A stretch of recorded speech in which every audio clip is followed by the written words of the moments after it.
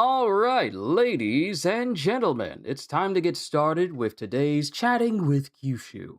I see you, Henry. I see you, Hybrid. I see you, Kitty. And I see you, D-Train. Let's go ahead and get started, shall we? Apologies.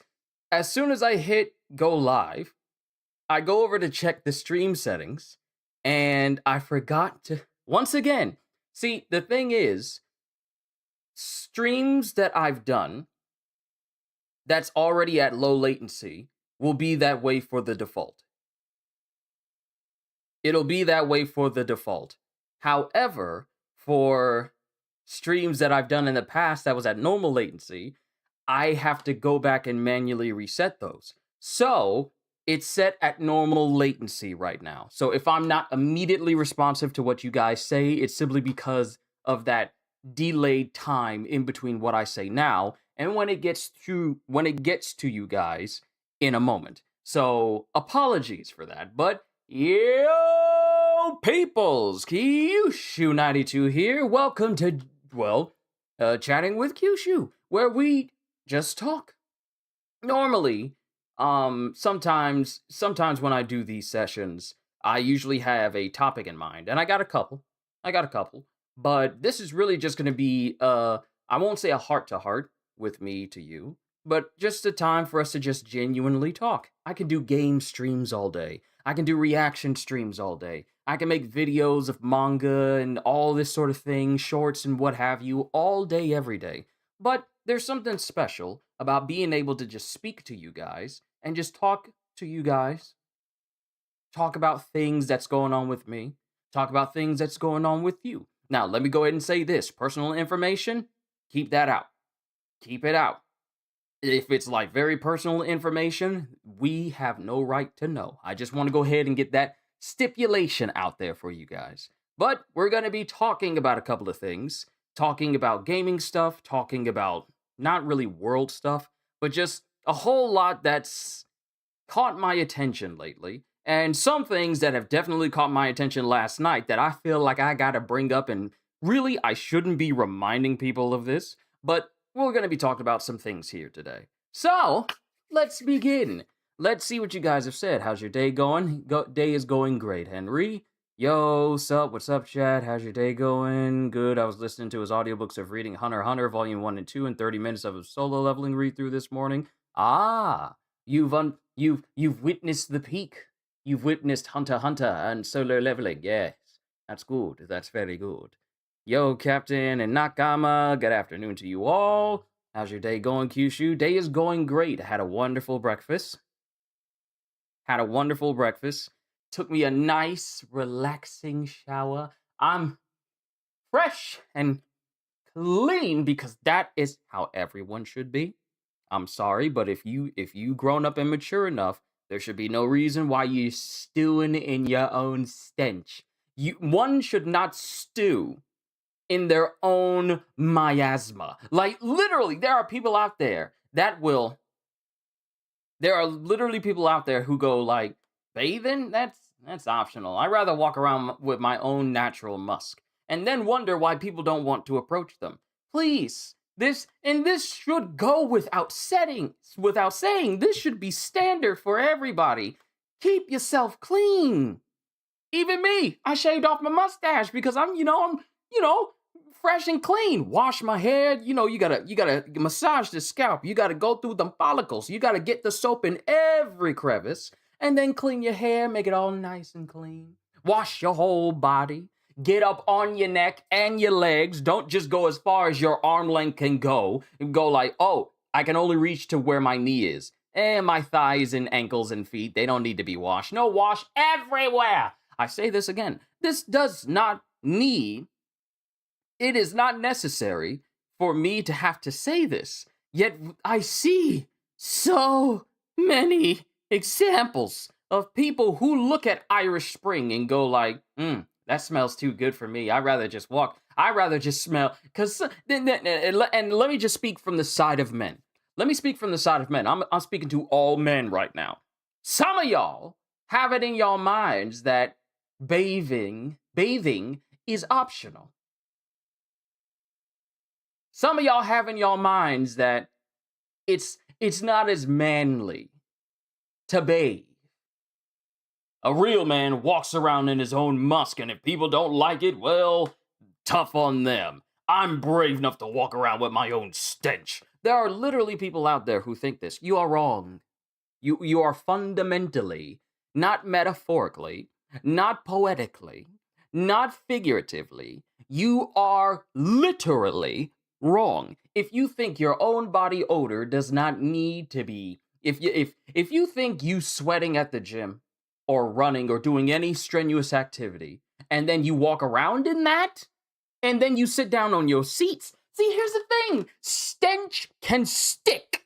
It can stick. It's not like, oh, it's just on your body, and then it moves away from you. So when you move, the smell follows with you. No, it will attach itself to whatever you are in contact with. Why do you think your clothes smell the way they do before you put them in the wash? Because the smell they've been interacting with has started to adhere to the clothing. You cannot just go around stinking, then sit on someone's seats. And it's bad. It's bad. Bathing is not optional. It's a necessity. It is a universal necessity. And especially if you're an individual who's trying to gain the attention of another, I don't know a single person out there who goes, they smell bad, but I love them anyway. They gotta be some pretty beautiful people on the inside for you to ignore the outside smell. I'm just, can I be real? Can I be real? We see this all the time. I love him for who he is on the inside, but he doesn't bathe. But his spirit is beautiful. Or it's like, what? What? Not only are you blind, but you can't smell. There is literally no way that person has your nose literally turned up to the point where you don't smell them and go like, you're sitting in the kitchen, house on fire, and you're just going, this is fine. No! You can't. There is literally no way. You must bathe. Thy lather of the soap must touch thine skin, so that thy body and soul may be clean in the eyes of everyone who sees you. There literally is no excuse why you can't keep yourself clean. And also, let me say this as well.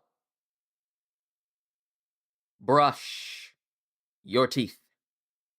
Brushing teeth is not for only when you're going outside, when you know you're going to be around people, and then you don't do it while you're inside the house. Bathing is one thing, but change your clothes daily. Yes! Change your clothes daily. You should not be wearing the same shirt 3 to 4 days in a row, because that smell accumulates. And if you're sweating in that shirt and you continue to wear it, that's how mildew builds up. You want to know what mildew is? Mildew is fungus buildup on wet clothes that have been left out, so that the bacteria on the inside of these damp, wet clothing starts to build up, and that's how mold starts to get onto your clothes. You cannot, and this goes to laundry and stuff as well. I know this is kind of weird for me to start this whole rant for me just saying, like, keep yourself clean, but it helps if you keep everything clean. Because Kitty showed me something yesterday evening. This is the reason why I'm bringing this up. She showed me a video of a person who says they're frugal and then had to rapidly clean up their room because the landlord was coming to do an inspection, and this person's house was filled to the brim with trash. This person says, I'm not showing all of this or telling you all of this to rage bait, yet I felt nothing but disdain and disgust. Because how do you have an apartment room for yourself? There's a difference, and the person says, I'm being frugal. If I don't need to do certain things in order to save money, then I'm not going to do that.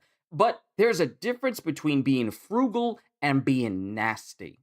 If you are living by yourself and you got hundreds upon thousands of dollars, hundreds of thousands in your bank account, because apparently this person has the money to keep their entire place clean. They just choose not to because they don't want to spend any of it. TLC had a TV show where people would be so desperate to save a penny that they would literally do stuff that is considered disgusting to normal people and then pass it off as like, I'm saving $25 if I just take the food that these restaurants are about to throw out and then take it for myself and eat from there. I still got you with Kids So Good. You did. This person, I remember one episode. It was this short Asian lady who didn't believe in really spending much money, and she was living in America. Didn't believe in spending much money. Would go through the trash of restaurants, like when they're about to throw the trash out, and she would take food from those bags, saying like, "Oh, there's still food in here, so I'm just gonna take it." She got in trouble by the restaurant because she would take that food out of the bag and take it home, and she would eat that. There's a difference between being frugal and nasty. What made it worse, and this still lives rent-free in my brain, and why I will never go to a house that is unclean, because I don't know what their fridge situation is. She invited her friends over. One of her friends she knew. That friend brought his girlfriend. And she served them food. Leftover food from restaurants that was about to throw that food out. She served them to the people. She served that food to a complete stranger who had no idea that the food that she got was literally being thrown away, and she got it. And this woman is looking so unfazed by it, but the girlfriend, who has never met the woman at all, goes like, "What is this food?" And it's like, "Oh, I tend to get food that restaurants are preparing to throw away." And I'm like, "I save money by taking this food because it's not eaten, so I just take it." And the woman got sick. Unsurprisingly, she got sick. She got sick. Eating literal trash.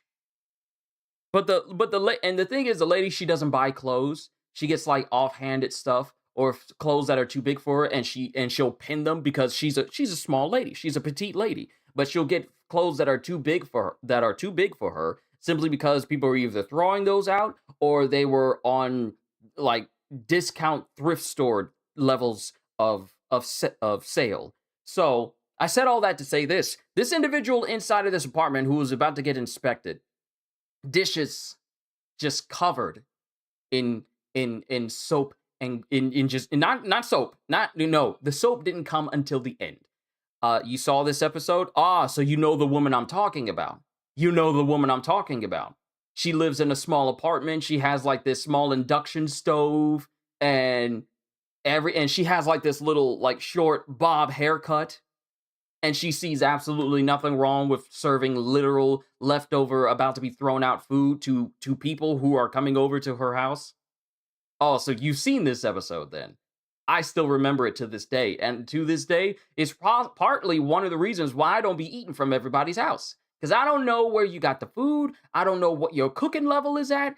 You can't trust New York City, yeah? Yes, you've seen it. Okay, we here. You know the woman I'm talking about. I saw this when I was a teenager, a young teenager. And to this day, I still remember this lady serving, it was cabbage. And she served it to the lady, and the lady was all like, "What is this food? It tastes kind of different.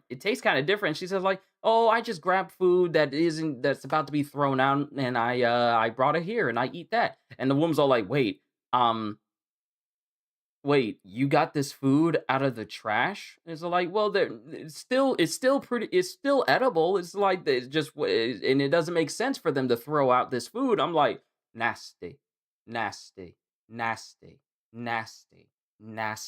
You're nasty. You're disgusting. There's frugal and there's nasty. And lady, you are nasty, disgusting, nasty, horrid, nasty, putrid, nasty, just utterly disgusting. So, getting back to the guy and his apartment. I got a question for you.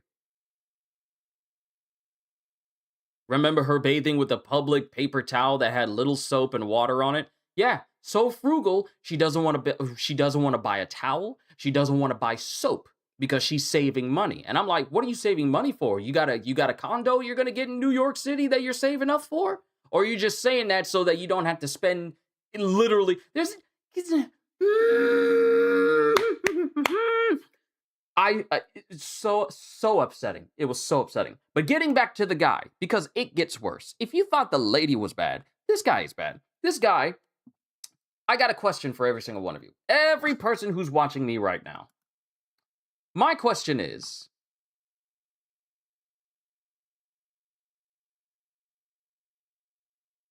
and this is serious, do you ever reuse a paper towel after you've used it once? Genuine question. I would like to know. I would like to know so I can get like a general consensus on what you do and don't do with paper towels. Because for me, I don't know about you, but for me, if I use a paper towel and I'm done with it, it's going in the trash. Pretty normal, right? It's pretty normal. Pretty normal. Normal thing to do, right? You use a paper towel, get up a mess, wipe something up, then you throw it away. Why? Because a paper towel is no longer usable. It's served its purpose, so you throw it out. No, you use a paper towel once, then toss it. Okay, okay. I'm glad we have people who are actually okay up here. I'm so glad. Have you got a Sakamoto Days 263 spoiler? No, I don't, because I don't read manga chapters that early. So, Averil, say nothing about what happens in Sakamoto Days. I don't look at spoilers ever. Ever. It is forbidden. It is forbidden to talk about manga spoilers before they're officially released on Sunday. But nope, not unless I dry my hands, then use it to wipe up my mess from washing my hands. Okay, okay, you got that. Rarely then trash it. Nope from a hybrid. Nope from Holster. Rarely use paper towels as opposed to an actual towel, but if I did it, it's a one-time use item. Okay, so we got a general consensus. We got a general consensus of how to properly use a towel.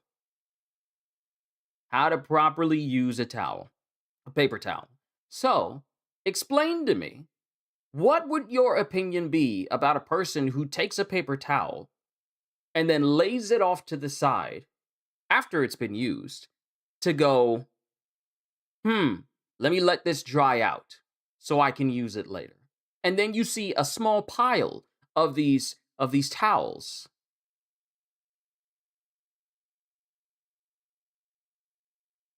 You see a small pile of these towels that have clearly been used and they're just sitting off to the side. What would be your first thought that pops up into your head? Genuine question.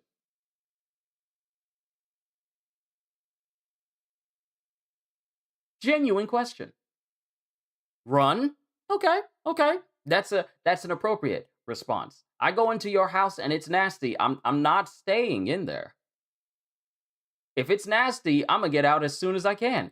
Deranged psychopath to the insane asylum with them. Sick face from Anime Gamer. Okay, okay, okay, okay. So you understand where I'm coming from when I say this individual had multiple dried out paper towels sitting on top of his fridge, saying like, I keep these paper towels up here because I don't throw them away after using them once.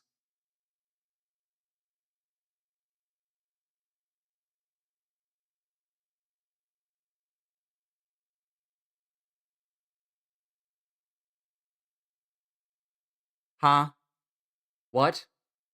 What? What? Paper towels? Why do you think paper towels are on a massive roll? Why do you think when people buy paper towels, most of the time it's on a big roll? It's because they're meant to be used once so you can go over and use the next sheet. Why do you think they're in sheets? Why do you think they're in pieces? So you can use them one at a time. So they can then be thrown. Their literal purpose is to be disposable. Why would you keep them? For what purpose? Why would you keep them?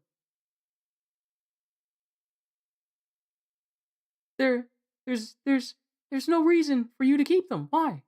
Why? So then I get being resourceful so you don't have to spend money on things, but it doesn't work like that when it comes to things like paper towels. So here's another thing. Matter of fact, you know what?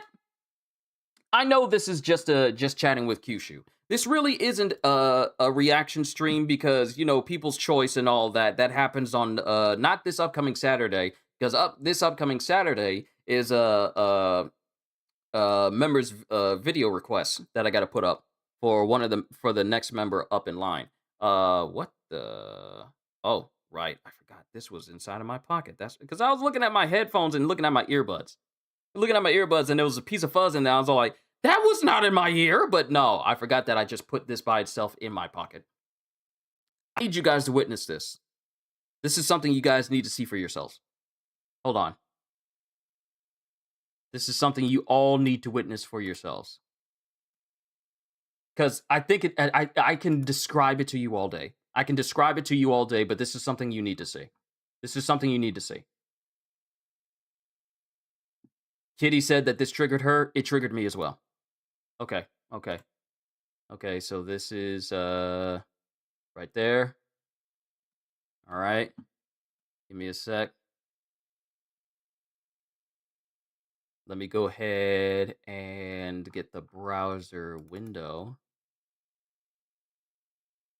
Because I need you guys to see this. I need you all to see this. All right, let me make sure everything's good. Let me get rid of the, change this out, because I wasn't intending. And I think I did this the last time. I wasn't intending to do a reaction to some things, but this is something you guys need to see. Where? There it is. Okay. All right. Browser window. Okay. All right. So you guys can clearly see. Oh, Kitty knows exactly what she's doing. She knows exactly what she's doing. Let me get the desktop audio. Where did I have this at? That was 39.3.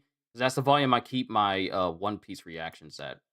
So that way I don't get hit with the copyright claims and I can still monetize my reactions. But let me come right here. Desktop audio on. And I just got the video up, so let me get chat over here off to the side. I wonder if there's a Streamlabs app that I can put on my phone. Wow. And Destiny 2 just released a video because Destiny 2 just sent out their last final update. So the game is pretty much dead. But, there we go. Let me make sure the audio's, what is next going to be the innocent angel emoji face? Oh, she knows exactly what she did.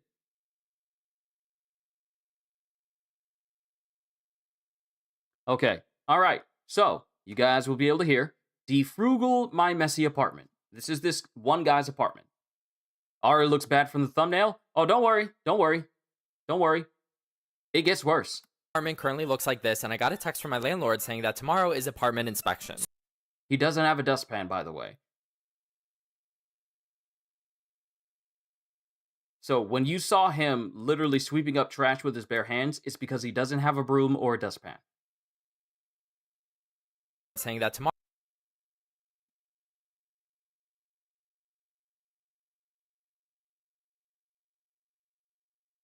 No broom, no dustpan, using your hands. Okay, so that's issue number one. Tomorrow is apartment inspection. Toilet tissue, just on the floor. In the bathroom. It's on the floor. Not even a roll, just strips of it. I have many questions.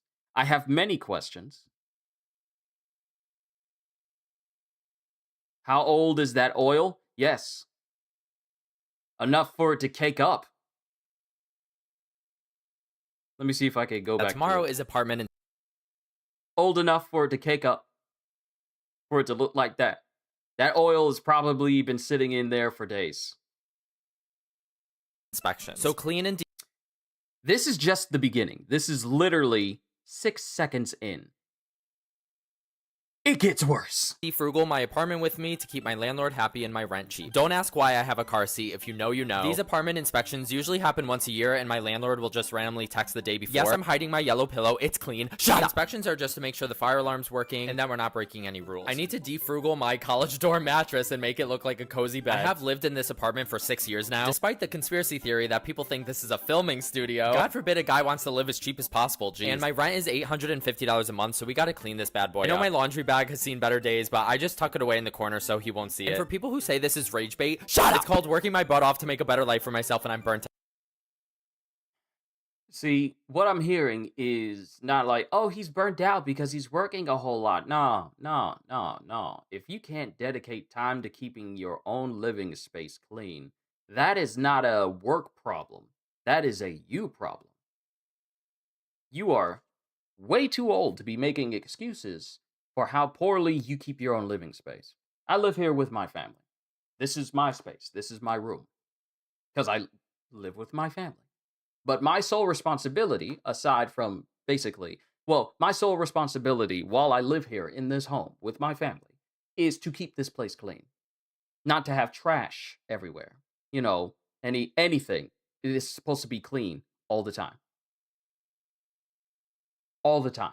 There's literally no reason why it can't be clean. Literally no reason. So when I hear people say like, oh, I work all these jobs and I'm tired.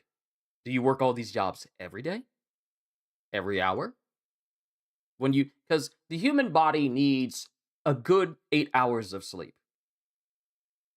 There is literally no reason why you can't find time to keep your place clean. So when the landlord comes by, you ain't got to work this hard. No, what we call this is a lazy spirit. This is a lazy individual who's making the fact that he's working all this time and dedicating time to his job an excuse as to why he doesn't keep his own place clean. This is indeed rage bait. Because why would you put this? Why would you put this up knowing how people would feel? I feel no sympathy for this person. None. There is literally no excuse as to why this place can't be clean. What's going on? Griffith! I was having like a full-on conversation, but then I decided to show everyone and we started talking about cleanliness, taking showers, making sure your body is clean. And that extended all the way into making sure that the home you live in is clean as well. Because there's really no excuse as to why a person can't keep their house clean. There really isn't. Now, I'm not going to get off into the concept and the talk of hoarders, because some people do indeed have something that is going on with them that causes them to do that. And this isn't that sort of stream where I come down on these sort of peoples, because that is something that these people need help with. But I'm talking about people who clearly have it mentally fine up here, yet are too lazy to keep their own places clean. Those are the ones I have absolutely no qualms bashing and admonishing, because there literally is no reason why your place should be this bad. Don't worry, it gets worse. Oh my god, I found my wig. It looks like a raccoon. We'll just put that back in the closet. These are the towels.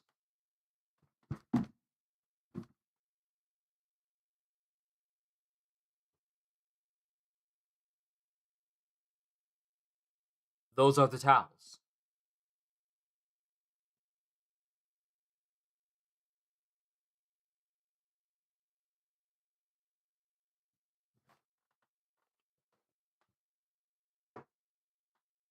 Those are the towels. The paper towels that he uses, then puts right back up on top of his fridge. My batch of paper towels because I don't like to throw them out after one use. Makes sense to me, but not most people. So I usually just cover it up when someone comes over. Onto the bathroom. And that was the kitchen. Let me go back to this.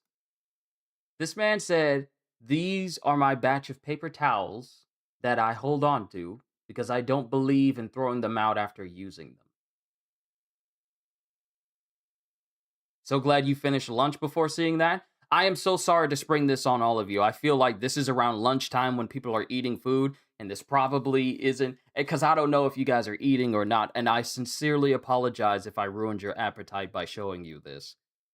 So, once again, I apologize. But this man said, "This is where I keep my paper towels because I don't believe in throwing them out after using them." On top of an already dirty fridge. This is my batch of paper towels because I don't like to throw them out after one use. Which makes sense to me, but not most people, so I usually just cover it up when someone comes over. Onto the bathroom. Don't worry. It continues to get worse. And viewer discretion is advised. As I was putting away my toilet paper pile, I found one of those bugs, but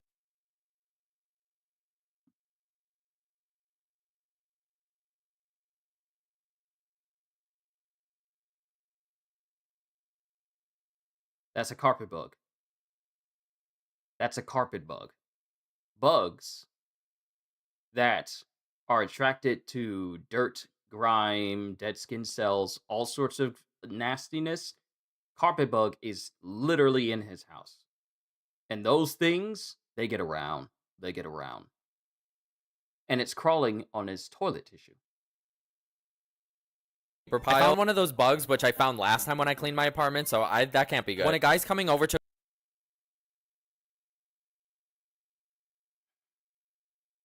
Now, you see all of that toilet tissue inside the cabinet, right? You see all of that. But you can't keep it on a roll. But you keep... Now, I think some of us are overlooking the fact that he took the toilet tissue that was inside of the bathroom and then proceeded to put it in the drawer in his kitchen.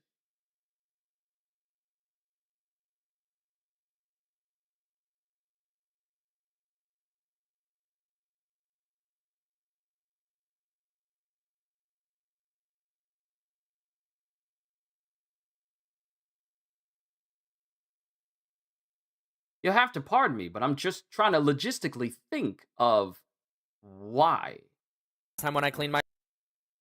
Like, it's going in there. That's not a garbage chute. That's just a drawer. That doesn't have... That's not like a drawer for trash. There's no plastic bag inside. There's no... You open it up, and then there's a whole trash bin inside, and then you just throw it in that way. No, that's a drawer. He's just keeping toilet tissue that is on the floor in his kitchen. My apartment, so that can't be good. When a guy's coming over to crochet or my landlord is coming to inspect the place, I always make sure to put out a roll of toilet paper. We also have to cover up the towel because even though I don't care...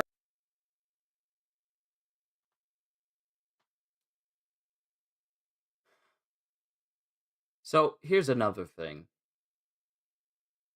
This towel is not only incredibly ragged, but also, for some strange reason, dude is keeping it stapled together. Now, I don't know about you, but the last thing I want to feel going over me as I'm drying myself off after being in the shower is metal. Especially small pieces of metal. Your skin is sensitive when you come out of the shower. So the last thing you need, your skin is extra soft, which means it is extra likely to be injured after being essentially softened up. The last thing I want to feel when I use a towel is literal metal staples going across my skin. I don't even like metal going across my skin on any day of the week because most of the time when metal goes over my skin, it usually isn't a good thing. So this is just one of his towels. It's just a towel. It serves its purpose, but most people think I'm insane for having a towel like this. So there we go. Covered up. Easy peasy. We also have to do something about the bottles and cans. This is the only place I have to store them. But collecting bottles and cans is just another way I make money every month. The only logical thing I could come up with is putting them away in my car for now. You gotta do what you gotta do. I don't know. And I just want to say, I know a lot of people are probably gonna claim that this is rage bait, which my content is not rage bait. It's just how He had to say this twice. He's had to say this twice. So it clearly is rage bait under the guise of like, oh, I'm busy. I can't clean my house. I can't clean my toilet. I can't clean my kitchen. I can't clean my bathroom. I can't clean my own living space. I can't clean anywhere. All I'm hearing are excuses. You got the money to keep your place clean on a regular basis. You are literally living by yourself. There is literally no excuse. But you say this isn't rage baiting, knowing good and well that people on a regular basis keep their house clean and don't live like this. And they have multiple people in the house. There's multiple single people who live here in the world who are capable of keeping their place cleaner than this. All I'm hearing are excuses, which goes back to the topic I literally started this stream on. Keep yourself clean. Brush your teeth. Wash your body. Keep your living space clean. There is literally no excuse. But people make excuses. And then try to play on people's sympathies like, oh, I work so hard. I work hard too. You think doing what I do on YouTube is easy? No. It feels easy because I've gotten used to it. I done learned the ropes. I know how to finesse a whole bunch of different things to make my job feel smoother for me to do. But it is not easy. Otherwise, every single person and a mama would be on it. But no, it takes time. It takes effort. And you know what it still allows me to do despite how much time I dedicate to this? I can keep my room clean. Clean my tables. Make sure there's no crumbs in my room because I eat in here a whole lot. But make sure there's no crumbs anywhere. Make sure my floor is vacuumed. Make sure my bookshelves are dusted. Make sure everything that pertains to me is clean. And you know what? It's not hard. I'm the only one who cleans this space. Me. Just me. It's not hard. It's not hard. It's not hard. It's not difficult. If you can take time to make a video about how you were cleaning your space, you can take that same amount of time to clean it regularly. The same amount of effort that you put into editing this video of you cleaning your entire place is the same amount of effort you can apply to keeping it clean without putting it up on YouTube. See, what I see here is someone seeing the golden opportunity of, I bet I can get some brownie points and get people talking if I just show off how nasty my entire place is and then cleaning it before the landlord shows up. Because, negative engagement, regardless of what it is, it gets people's attention. I don't care how many jobs you're working. If you're not working every single day, one of them days ought to be dedicated to keeping your space clean. Excuses. Seriously? And you say this isn't rage bait? I'm not angry. I'm just disappointed you think people are dumb enough to think that you so tired you can't keep your own place clean. You kidding me? How I live my life. And the way my brain processes things just makes sense to me. I know it doesn't make sense to most people, but I think it's important as a creator to keep it real when most of social media is so fake, and just highlight that life isn't always perfect. I don't always have it together. My apartment often looks like this because I'm juggling so much in my life. I was really struggling in the winter, so now that it's nicer out and I'm feeling better, I really want to keep up with my apartment, cleaning a little bit every day so it does not get this bad again. After many hours, finally my apartment looks so much better. It's going to be ready for Oh, so he does have a broom, he just ain't got a dustpan. The inspection tomorrow, and I definitely feel so much better having a nice clean apartment. Don't be too hard on yourself if you're struggling right now and trying to keep up with life. Social media makes you feel like everyone's life is picture perfect and everyone has everything squeaky clean, but that's not the reality for most. Love you guys. Thanks for watching. My apartment currently... Joker ain't slick. He's not slick. He's not slick. Don't let anyone tell you this. Don't let anyone say this. Don't let anyone say that to you. You just go at your own pace. And mind you, there's nothing wrong with going at your own pace, but there should be some standards. There should be some mental standards you have for yourself, some cleanliness standards you have for yourself. Because if you clearly don't have any standards when it comes to cleanliness, you make videos talking about defrugal my messy apartment. I have absolutely no sympathy nor chill for people who are grown, who are living on their own, mature enough to know exactly what they're doing, and then they get sloppy like this and expect people to be all like, "Oh, he's such a pioneer. He's so influential. He's so amazing. Oh, I applaud him for him coming out and saying that. Oh, don't be so hard on yourself and go things at your own pace." No, I agree with Anime Gamer. This person is lazy. Straight up lazy. Trying to paint the picture of, oh, I'm so busy. Oh, I can't clean. What you mean? What you mean? Some of the stuff that's inside of your house. You can't tell me that you are so tired that you don't have a single day where you can't keep stuff clean on the regular. Some of that stuff looks like it's been there for over a week. So you've been so busy juggling. Like, what are you doing? First of all, as an adult, as an adult who is, as an adult for myself, I'm not going to say living on my own because I'm not there yet, but as an adult, I have more than enough awareness to say, let me set aside a moment for me, which is what my Wednesdays are. That I used to stream every day, every single day, except for Sundays because of church. But Wednesdays, every day except for Sunday would be me just streaming or making videos and stuff. But I had to take a break. Why? Because it can become taxing just doing everything every single day without breaks. So I took Wednesdays off. You cannot tell me that you can't find a moment to actually breathe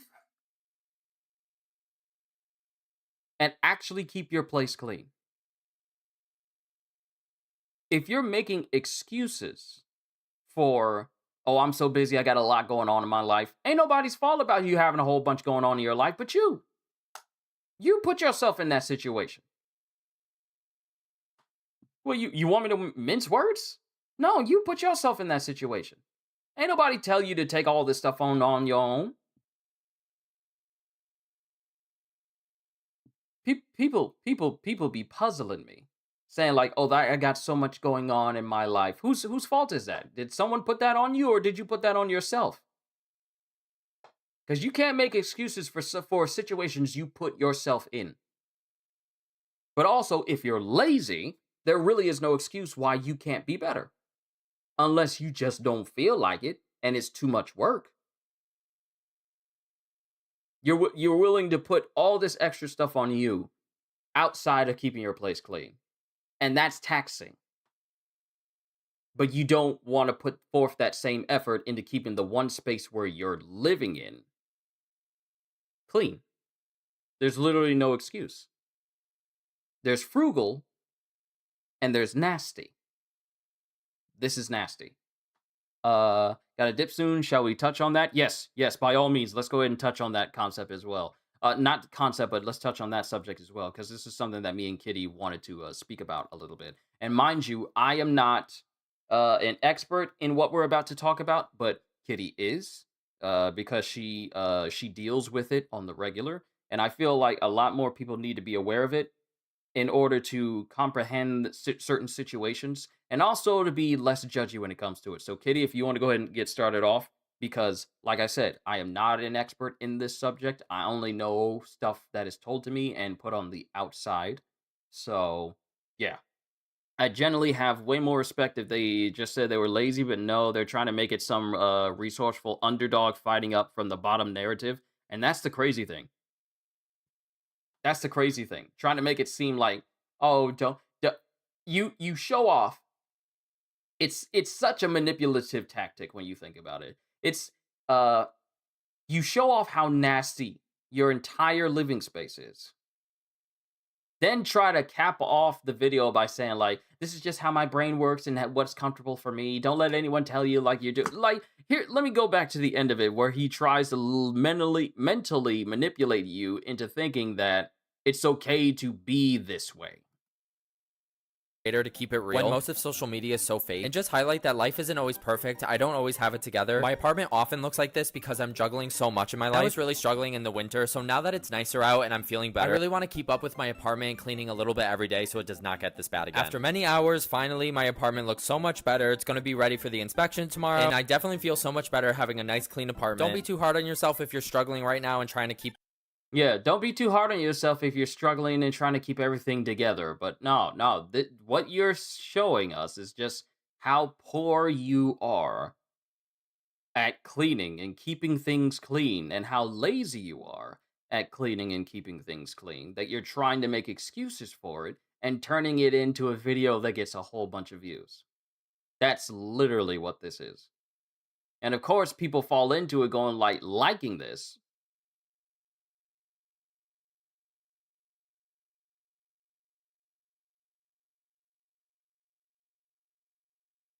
Yes. So, what Kitty wanted to bring up. Let me switch over here. What Kitty wanted to bring up, and this is a subject that I actually we spoke about this.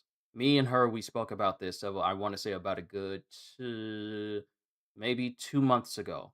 But I didn't know how to approach the topic simply because I'm not an expert, nor do I know anything about this subject, and I don't want to put out bad information, and therefore misrepresent people who are autistic.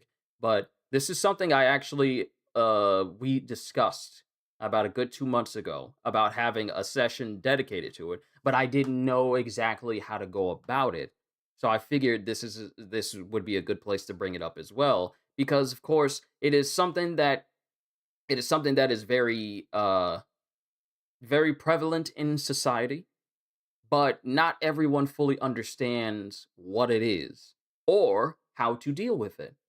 Now you got some people who have children who are autistic, and some adults don't know how to deal with it. They don't know how to teach their own kids how to deal with it when they come across someone who's autistic. So it turns into like this uh bit of a gamble as to how people are going to behave. Yo, Cass came for from my JJK read through. Hi, welcome. I hope you're doing all right. But Kitty Kitty has been instructing me. So let's see. The first thing is to make known what autism is. It's a developmental disability, a lifelong disability that has no cure. Therapy can help a person cope, but there is no cure. A lot of people hear autism and go, "Oh, disgusting. They have autism." But autism is a spectrum. It's not a disease that can be transmitted. And that is very important to know that distinction, because oftentimes you see people who are autistic, and some people will put up the narrative that there is something uh physically wrong with these individuals, and that line of thinking is in and of itself wrong, because these people, it's the people who have autism, from my own personal experience, should be should be treated the same as any other person. However, there should be an understanding on how to deal with them, so that way you know if there's any triggers for them, and also being careful with these people as well. Not and the thing is, the people with autism, they're not like fragile people where you got to be on eggshells as to how to deal with them. However, from what I've noticed, there's a certain way to approach people with autism, because people are on different levels of the spectrum. There are different levels. Some people can be approached, some people cannot. Some people don't like a lot of loud noises. Some people have a sensitivity to, touch or being in crowds or anything. There's many levels to this that people need to be way more aware of, instead of just generalizing everyone who has autism into just one specific group, and then treating it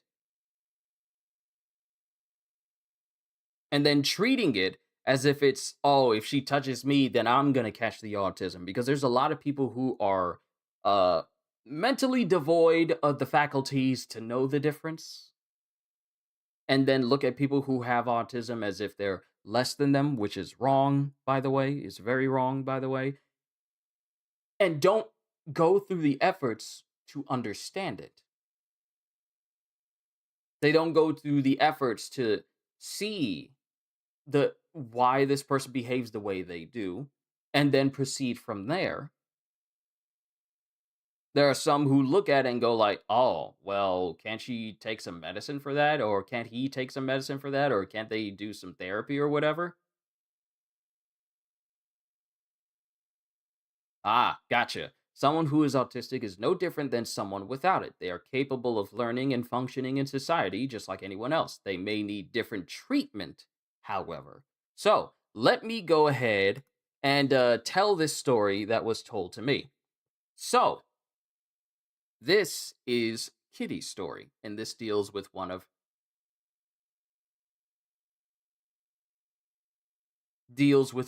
her children. Want to make sure. So the story is, so earlier today, her husband took one of their children out to get a snow cone.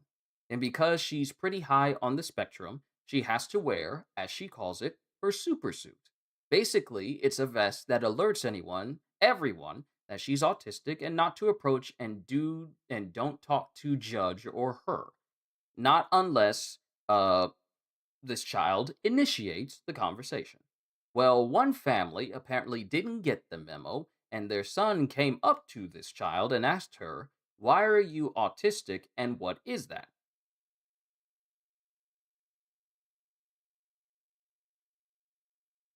So, husband said he was expecting their child to have some sensory issues, like a meltdown from someone entering her space without permission. But, husband said the child looked almost at him, won't make eye contact, and said, "I was born with superpowers. I look normal, but I think differently. You're inside my bubble. Can you step out?" Now, first of all, there's a level of maturity there that you do not see in a lot of children. Given the fact that Kitty and Ananis are incredible parents, it is literally no shock that uh that their children are incredibly well behaved. But it also shows that there are genuinely parents who don't teach their children this. And you don't have to be autistic in order for you to understand what it is or even try to learn what it is. There's literally there this is this is what gets me about a whole bunch of parents nowadays. They will only teach what is relevant to their own selves and their children, but don't try to really branch out and make sure that their children are well aware of many other things that are going on with many other people's children as well. Because the thing is, their child had a vest on that says, "Do not approach."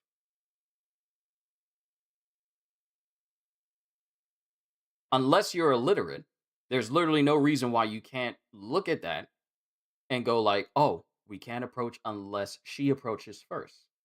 So the fact that a kid just ran up, one, you don't have control over your kid, and two, you as a parent didn't try to stop it and you weren't paying attention. And the fact that this kid had no idea about it whatsoever. See, one thing I notice is that unless it's happening to an individual right then and there, they do not go through the effort of trying to learn more about a certain subject. Unless it affects them, then it's literally secondary or optional if they want to learn about it or not. And I feel like that's what causes people to not really be knowledgeable on a lot of things. Because if these parents like actually went through the efforts of like, okay, maybe this might be interesting. Maybe this is something we can teach our kids as well. This should be standard. This should be taught standard. Why isn't this something that's taught in schools? Mind you, I haven't been in school in years. I haven't been in school in years, but I feel like the subject of autism and how children approach certain situations concerning it, and also having an understanding for parents as well, should be taught in school so that kids and parents are well aware on how to approach a certain situation.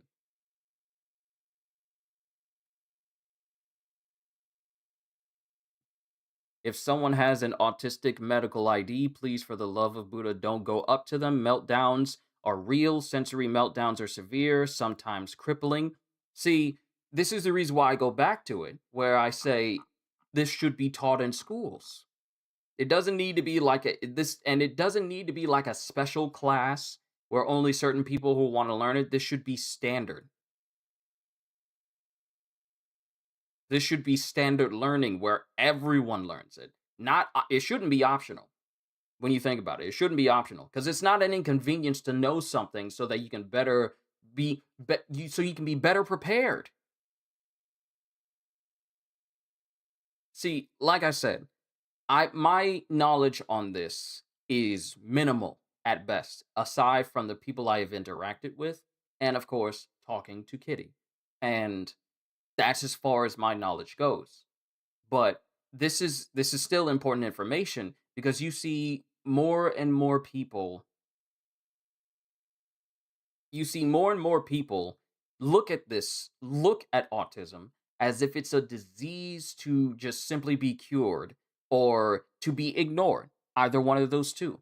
Some people want to understand so that they can better handle these situations and then, continue, which it shouldn't be like, oh, you were treating them different in the beginning because they were autistic. And then after understanding, it's all like, oh, I get it now. Now I accept you. No, this should be a situation where we all have an understanding. You see, when you get to an understanding, it no longer becomes a method of like, do I treat this person the same? Do I treat them differently? Because now I have an understanding in the middle. It should really be a situation of, okay, now that I have an understanding, I can approach this situation better. I can approach this person better and safer and not lead to anything that could cause this person harm or distress or anything of that nature. What I see on oftentimes is a lack of understanding, and that leads to many people judging. It leads to many people judging from the outside because they don't know what's going on inside. They just see the stuff happening, but they lack the patience. They lack the patience to try and understand so that they can comprehend, so that they can be so that they can go about their days but with an understanding that allows them to appreciate people a lot better. You understand? Despite being autistic, Kitten 2 is brilliant. She's capable of doing extreme math with ease and read way above her peers. They're brilliant. They they just think differently. Now, here's the thing. People will only see the autistic part and sometimes ignore the brilliant part because the stories I've heard of Kitten 2 is incredible for a young child her age. Being at a higher reading level than her own classmates. Actually, hold on. Let me just confirm something.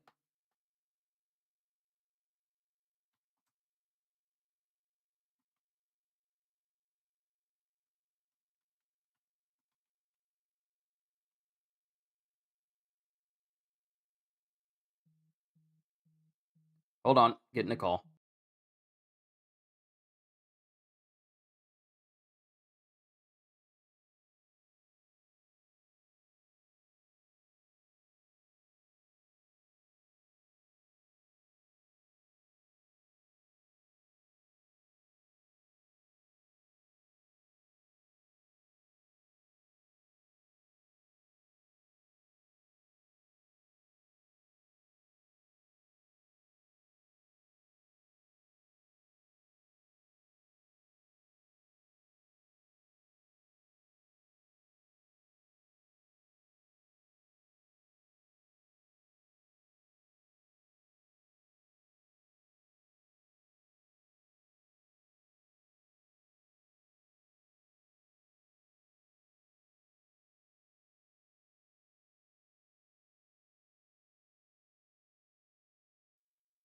All right, I'm back.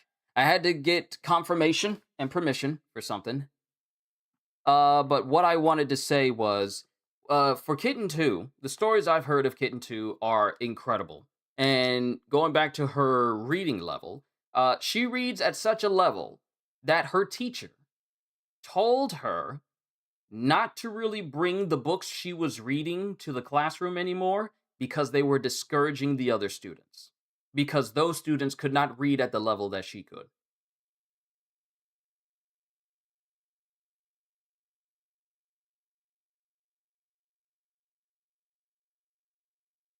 So to say that Kitten 2 is an actual is a marvel, she's incredible. She is absolutely incredible. And I've wait a minute, what button did I press? Yeah, mind you, from what I just hear on the other side whenever Kitty talks about her, it's like she's such a wonderful little she's such a wonderful kid. Just like from what I hear, like the stories I hear, she's just so precious. It's absolutely amazing.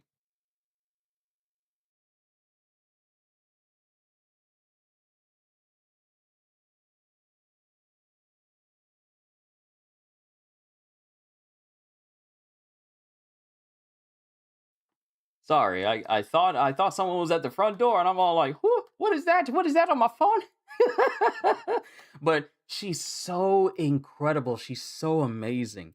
Her intelligence, and mind you, it's not just Kitten 2 who's amazing. And I'm moving from kid to kid here, but Kitten 1 is amazing as well. They are both products of both their parents, and the prime example of if you raise a child in a good environment, love, care, but also discipline, and having them and the willingness to teach them how to be a functional member of society,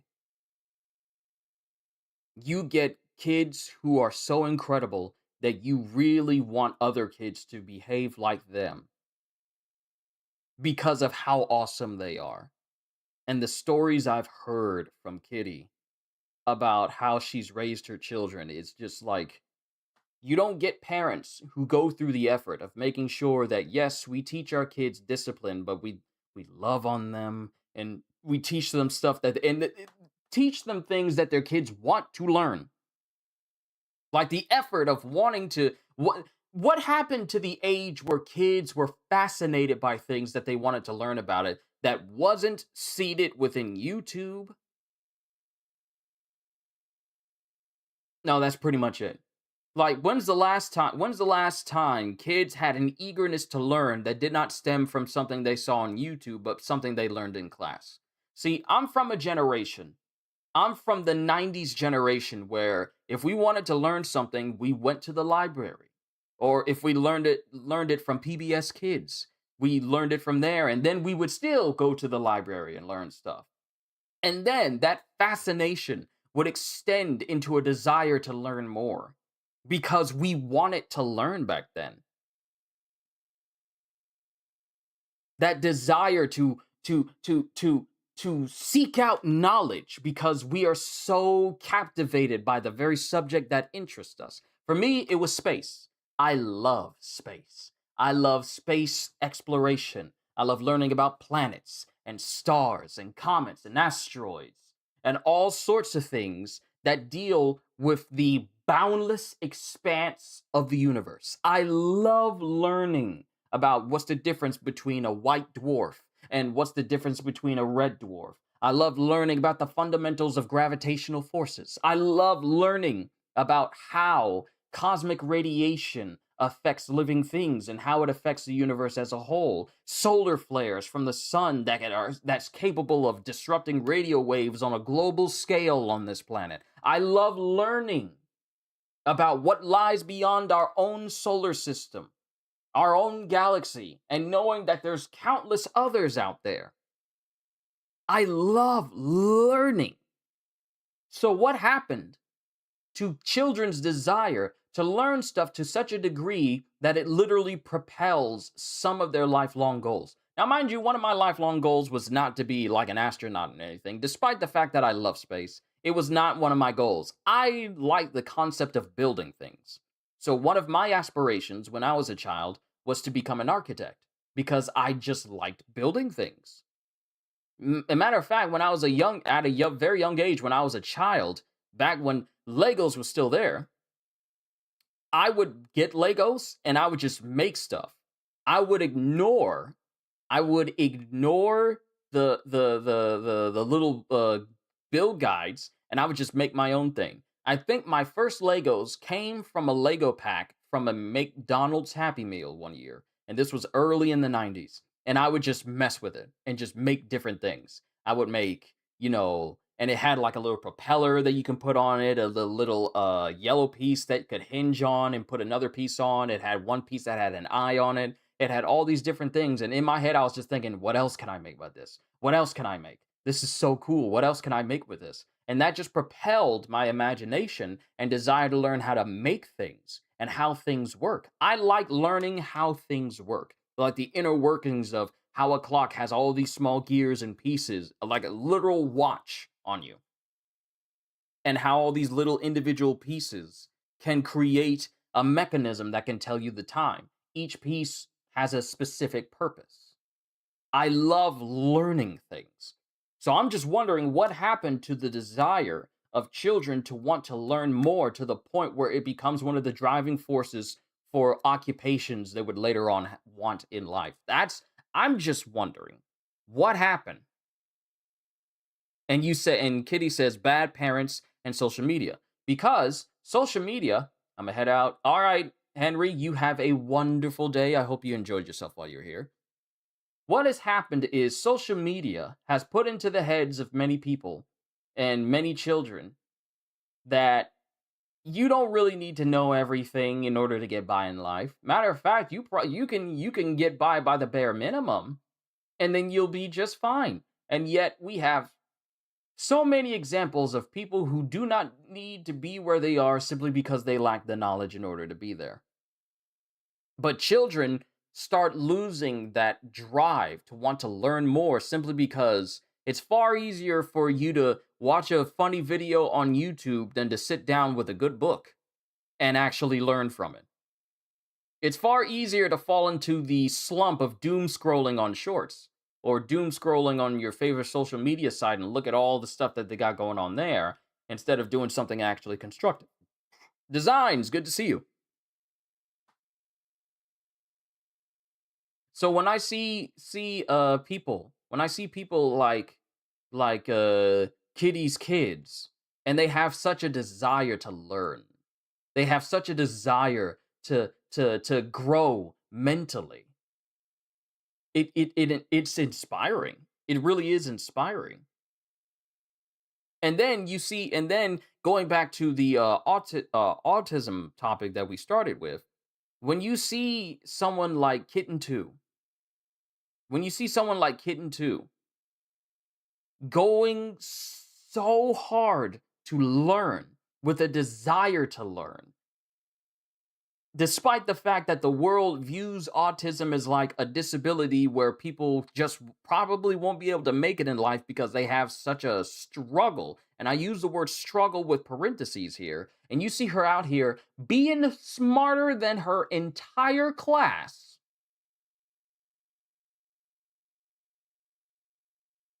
Then it's clear the problem isn't with it. The problem isn't with, autism itself. The problem is people lacking an understanding. When you have people with autism who are smarter than people who don't have it, and then at the same time, the people with autism show a greater passion for wanting to learn, and many of them are smarter than people who don't have autism, maybe the issue ain't the autism.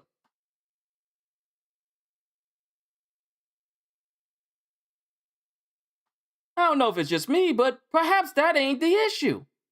Books are outdated in 30 years. Books are outdated in 30 years. They won't know what bookmarks are. It's on parents to encourage what that they encourage that want for growth, and most fail to do that because see, right here. Hold on. Where is it? It is my favorite bookmark. I got it somewhere. I know I got it somewhere. I put that bookmark somewhere. It's around here somewhere. Hold on, I'm gonna find it. It's my favorite bookmark for when I'm reading. I'm gonna find it. I'm gonna find it.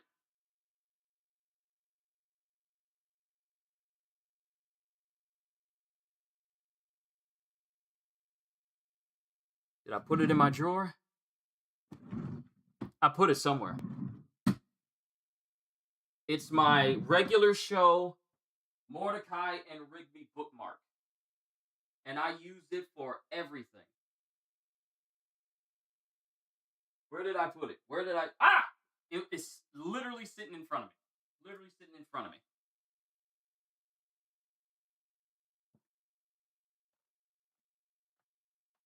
This is my bookmark. This is my bookmark. Kids today won't know what this is. Kids today won't know the relevance of... Hold on.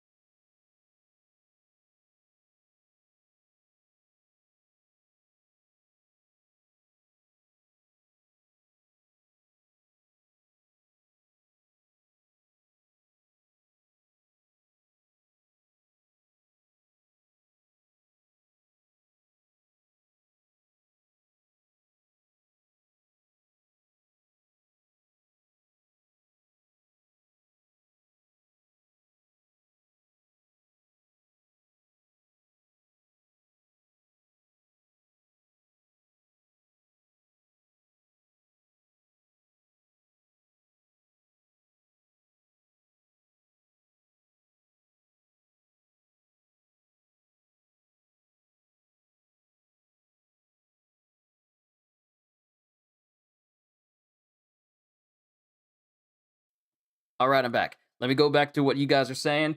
Firstly, yeah, kids today won't know what this is because they're not being there. I remember when I was in school, and I know, Kitty, you said that you're going to be leaving soon, so I'll go ahead and start to wrap things up about this subject real quick. Well, not real quick, but I was raised in a school. Well, not raised in a school, but when I went to school, we had books that we had to take home that we would have to, learn from and memorize.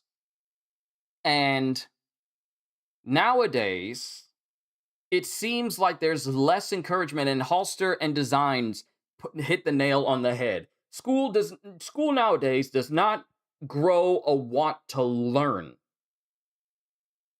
It grows the instructions it doesn't grow students who want to learn more. It makes people who are told to follow instructions and just retain information. Because if you grow and you want to learn stuff, you'll become passionate about it if you like it, and then you'll want to learn more. But schools nowadays don't really foster that same level of, we want to help you grow as an individual by teaching you to not to just learn what you're learning here, but also learn outside of school as well. That's how discoveries are made, thinking outside the box. But you don't get as many teachers and as many schools that encourage out of the box thinking, because the world just needs more meat for the grinder. It just needs more people to follow instructions. That's the reason why when grown folks go to a job and they essentially lie to you and tell you, like, "Oh, we're a family. This is a place where you can grow," but you don't really get that many opportunities. And it just tells you, and then it's a job that just tells you to just fall in line because this is how things are. It's it's literally one of those, it's that learned behavior. Got a dip, watch the rest later. If y'all got questions, y'all can tag me, y'all be good. Kitty, thank you for all this information. I hope I was able to convey correctly what you wanted to speak on. And like I said, I'm not an expert, so if I said anything wrong, by all means, please correct me. But I hope hope the both of us were able to, well, I was able to convey your words and my own thoughts carefully and correctly on this matter. And if we have to have another session where we talk about this again, I do not mind. But you have a wonderful rest of your day, and I will see you later. But what school does nowadays is simply fostering the thoughts of, like, remember, you did, thank you. I'm so glad, because I don't want to say the wrong thing. Especially if I happen to have any, and following instructions leads into getting a job that most people hate and stress out over, and it does not lead to a happy life. It's amazing that this is broadly accepted, because the ones who make that rule are the ones who don't get to suffer the consequences if they are not good at their jobs. It's always the people beneath them. It's the individuals who don't actually have to do the work of those underneath them that get to make these rules and not have to worry about the consequences of them. Cuz it's the same thing and I give my dad as a reference, cuz my dad was in the army 21 years. He was in the army 21 years. He was in there during the Cold War. He was there at parts of the Cold War, and he was also there for the war in Afghanistan when after 9/11 happened, and he was in the army for a considerable amount of time after that. And one thing I know is that the army will teach you how to be a soldier, but they are notoriously horrible at teaching a soldier how to be a civilian again. The army will tell you how to fight and how to protect your country, but will not teach you how to get reintegrated back into your country. The same thing can be said for when people get jobs. And mind you, being in the army, being a soldier in the army is no way comparable to anyone working a retail job or anything. But a job will tell you, this is how you need to do this and this is how you need to do that. And then other places will look at that as if it's the standard. Now, if it were me, people in different jobs everywhere will hate me, because I consider the health and well-being of the individuals who work in a place far more important than you trying to get stock on the floor you trying to get a truck unloaded. If a person is sick, you should not be getting upset that that person is sick and therefore you have to work harder. Well, and it's not even really you working hard, it's just more people having to work harder. It should be understandable. Oh, you feel unwell. Let me be compassionate. There's really not as much compassion in the workplace as there should be, because everything is all corporate. Everything's all corporate now. No, we need people working. We need people doing this. We need people doing that. What if this person is on maternity leave? Well, they can only be gone for so long, but then they need to come back here. See, and to tell you just how bad this mentality of, oh, the only thing you need to be doing at this job is working, working, working, is because I was under that mentality. I had an accident, a car accident, where the car completely totaled and I passed out at the wheel because I was running through the store and I ran outside because I needed to get the car back home because it was around the time when my dad would normally go to work. I got out early but I was cutting it kind of close. So I decided, let me just run through the entire store, back and forth from the front, from the front of the grocery store to the back, clock out, then run all the way to the front, then run all the way across the parking lot without stopping. And I didn't catch my breath. And in doing so, I basically caused myself to black out while I was driving on the street. And it was around like 3:58, 3:57, around that time. No, it was 4 o'clock. I want to say it was like 4:05. It was around 4:05 where I started driving. And I passed out at the wheel. And then I crashed into the opposite side of the street into a telephone pole. I could feel it happening, but my brain was so far gone in that moment that I couldn't wake up in order to stop myself. And the next thing I know, an ambulance was in front of me. The cops pulled up and I found myself literally embedded onto this telephone pole. The rear view mirror had completely come off of the windshield. Um, the windshield itself was shattered, and pieces of it was sitting inside. Actually, the rear view mirror was sitting in the passenger seat next to me, and the windshield itself, pieces of it was inside. My entire right side was bruised and numb, bleeding from the side of my face. Nothing broken except for my inner orbital wall. And I go through all the process. Skip ahead all the way back to when I'm told to rest. The store knows that I've been told to rest. But in the back of my mind, after having worked at that job for like 2.5 years, in the back of my mind, the first thing that was plaguing me in the back of my mind was simply, you can't be gone too long or you could lose your job. Think about how scary that thought is for it to even appear up in the first place. Jobs have were becoming Jobs have basically made themselves so important that one of the thoughts that pops up into your head is, even though I'm recovering from being in an accident, I can't physically work at a 100% like I would like to. But a thought that popped up in the back of my head was simply, you can't be gone too long. You can't rest up too long, otherwise they could fire you. That's a dangerous mentality for any job to put into your head. When you are second guessing the rest you're supposed to be getting to recover from a car accident, and you're thinking, well, I can't be gone too long because otherwise I could lose my job if I'm gone for too long, and I don't want to stay gone for too long. So, that's the dangerous mentality that jobs now put in people's heads. And now we're getting to a point where jobs are considering AI to be better than actual people. And now we're seeing layoffs everywhere.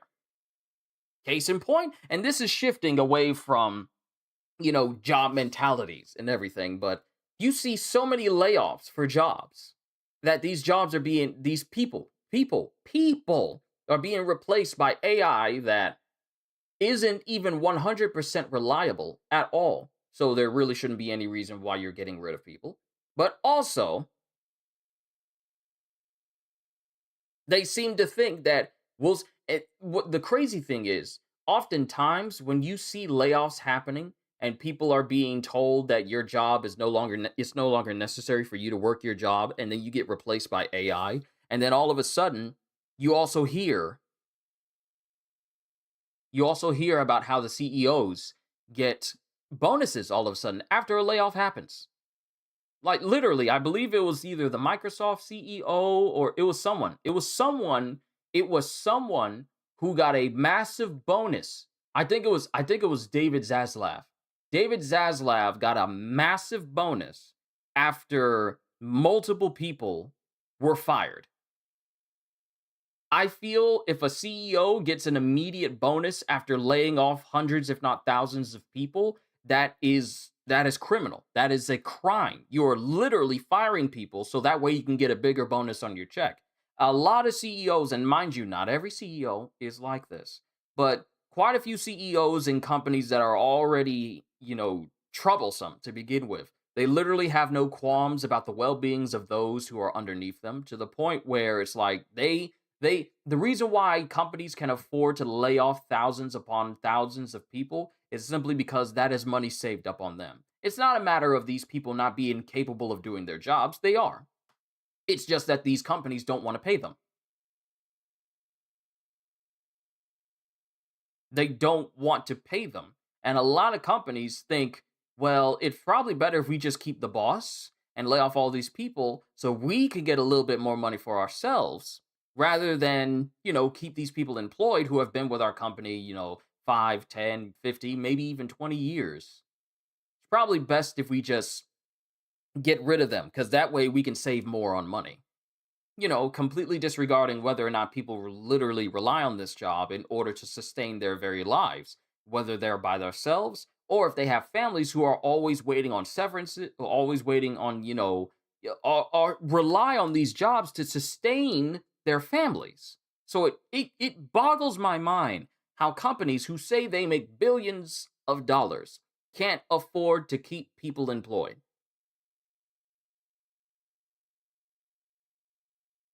There's no need for billionaire service providers if people are homeless. Exactly. Exactly. If your CEO is making millions of dollars all the time, then that must mean the company is doing good. Good enough for everyone underneath this person to still be paid. Because if you're getting rid of people, then that must mean that something is wrong with the company, right?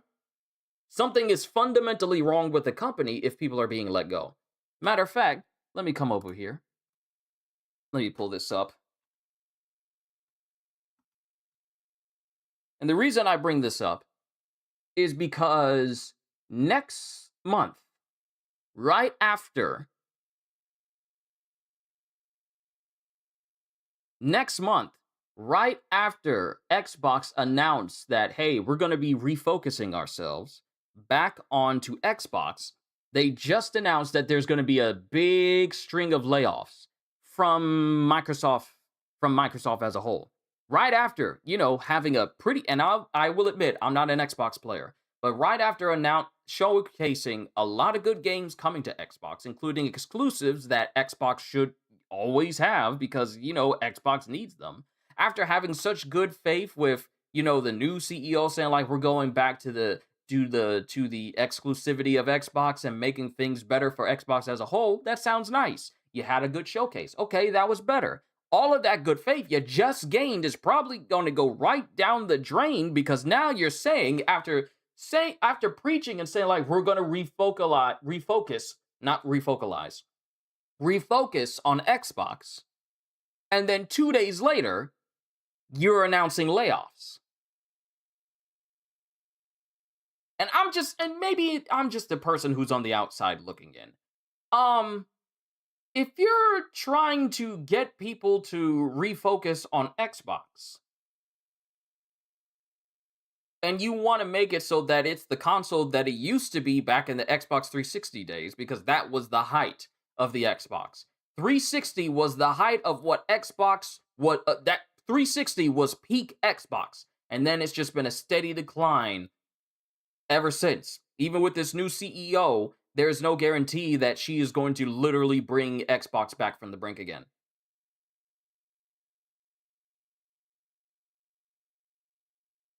and yet you're announcing layoffs after having such a wonderful showcase and verbally saying that we're going to refocus on Xbox again to make it to make it better.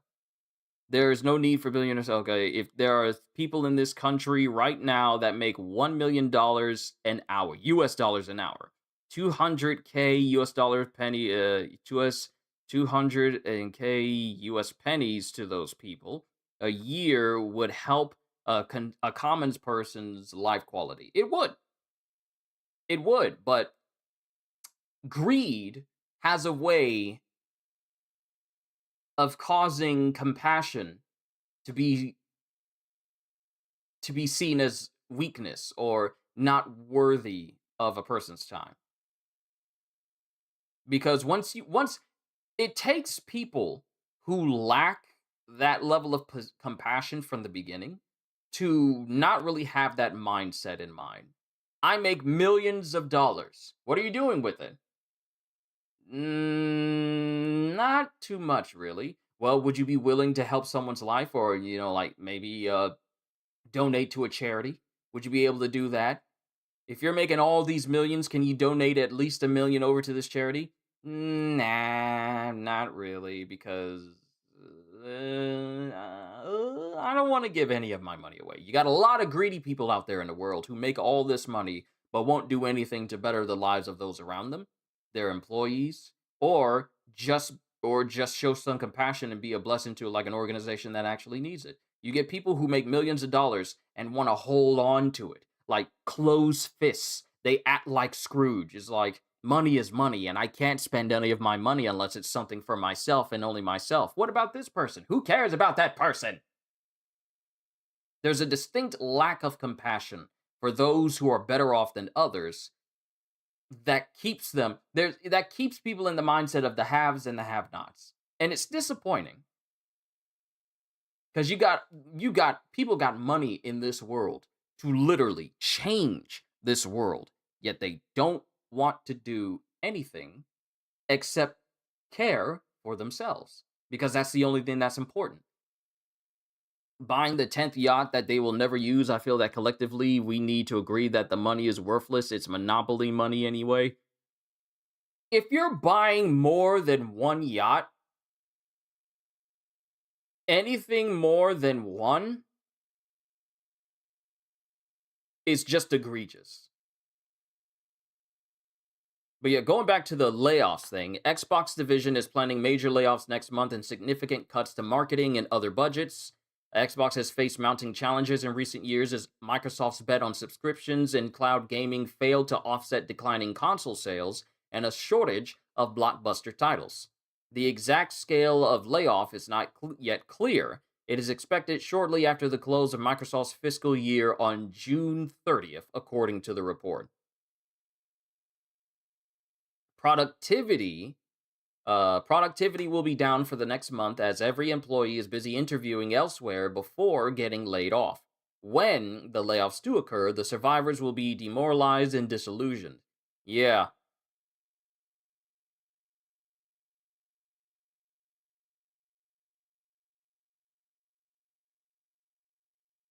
So here's another scary thing about the layoffs from Xbox. During that entire showcase, it makes you wonder, did they just cut into people's salaries by giving away Xbox Series X's to everyone who attended that entire showcase live in person? Because they gave out free Xboxes at that showcase.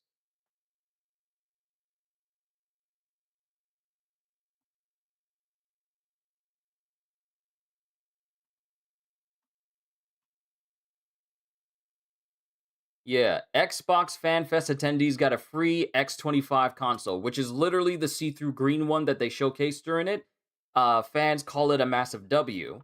So every single person who attended it in LA, and this was on the 7th, every single person who attended the Fan Fest event in LA was given a free Xbox 20th anniversary console. But it also puts into perspective and makes you wonder how many people's salaries got cut because of all those consoles that were just given away for free. Mind you, Xbox is still trying to really sell their console, And there has yet to be a big full reason to get one yet, aside from like Gears of War E-Day.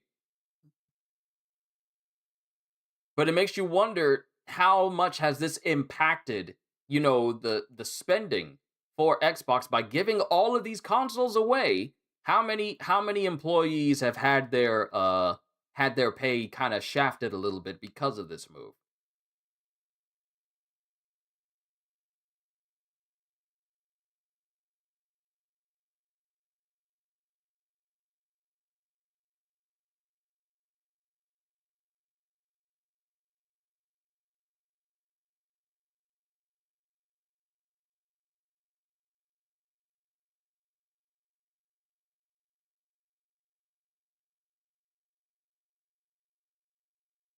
I really do question these layoffs. They were doing so well and Xbox goes and pulls an Xbox. Exactly.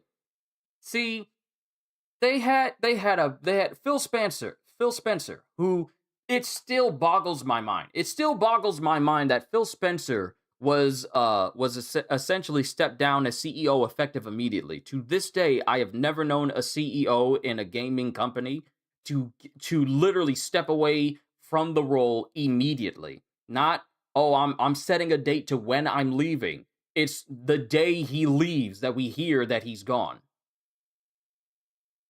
So it still boggles my mind as to why he was let go immediately. And then we have a new CEO who says we're going to get back to the ways of Xbox. Okay, we have a lot of hope. It sounds like a lot of hope. And then she starts saying like we need to do better with Game Pass, so we need to lower the price. Okay. I'm still suspicious about that whole move because it still feels like a ploy to draw people in by saying like, well, Xbox Game Pass is back to a lower price, so you can come back now because they lost millions.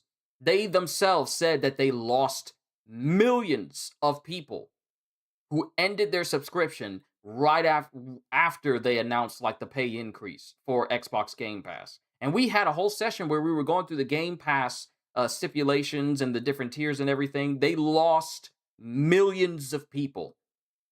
And she says, we're going to go back to the ways of Xbox.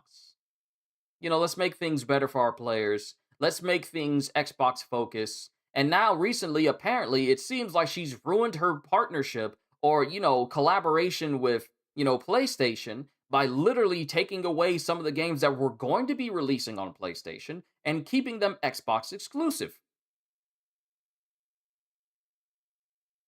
Matter of fact, let me see. Microsoft CEO ruins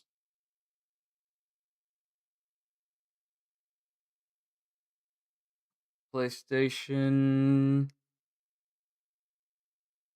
Yeah, here it is. Under new Xbox CEO Asha Sharma, Microsoft has shifted its strategy to reclaim the console market. They never had it to begin with, so I don't know what they're reclaim. In order for you to reclaim something, you need to have had it from the get-go, but you never did. Uh, Microsoft has shifted its strategy to reclaim the console market by focusing on Xbox console exclusives rather than porting major first-party titles. Kinda, that ship has sailed already. You already have Gears of War and Halo on PlayStation right now. So you kind of took the two major, and also Forza Horizon. You had three of some of your best games. Some of your best games are now on PlayStation now. Your literal rival console. And now all of a sudden you want to go back on that.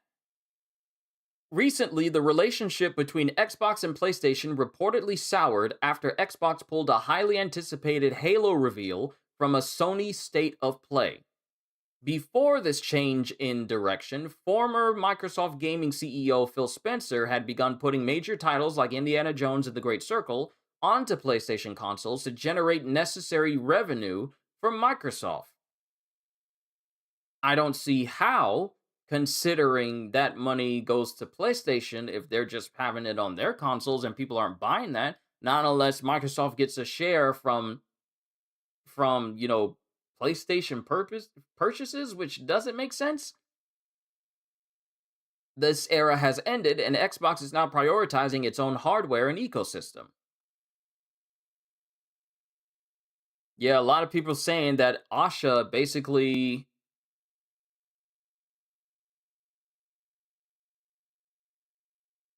saying that she's messed up the relationship with PlayStation after basically because the Halo game at the Xbox showcase was actually supposed to be during the state of play, but she pulled it. Apparently had it pulled, meaning that we won't be getting that Halo game. Not that we need it because I mean, Halo's nice and everything, but it's not really high up on people's lists right now for PlayStation games because we got God of War Laufey, we got Grand Blue Fantasy Relink and its Ragnarok, we got Control Resonant, we got all these different games that are coming to PlayStation that we are definitely going to be enjoying.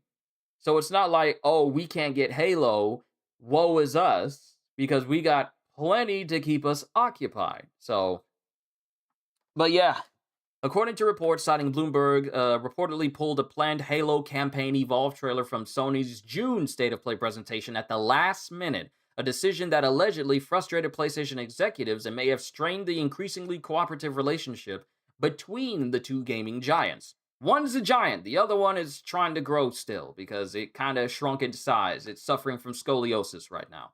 The report has sparked intense discussion across the gaming community because it comes at a time when Microsoft and Sony appeared to be moving into a new era of collaboration. It did feel that way.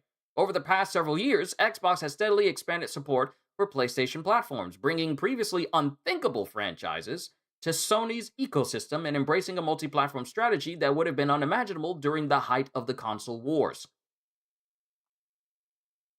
So yeah, we were supposed to have Halo Combat Evolved.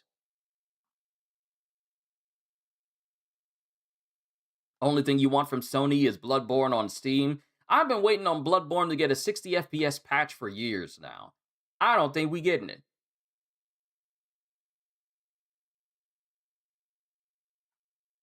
Ah, that sounds like family. I'll be right back. Let me grab some food, and then we can go ahead and tie this up just a little bit. How long have I been going? Almost 2 hours? Give me a sec. I'll be right back.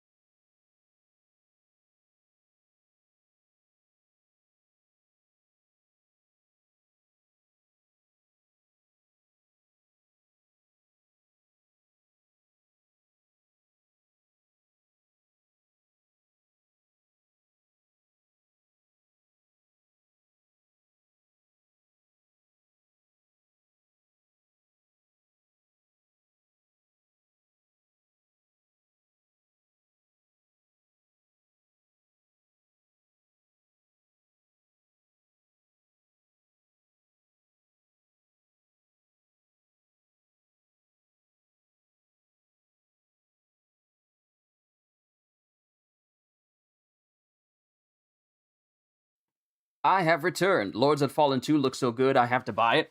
I played the remake. Like the remake of well, not the remake, but Lords of the Fallen when it was free last month on PlayStation Plus, and I enjoyed it.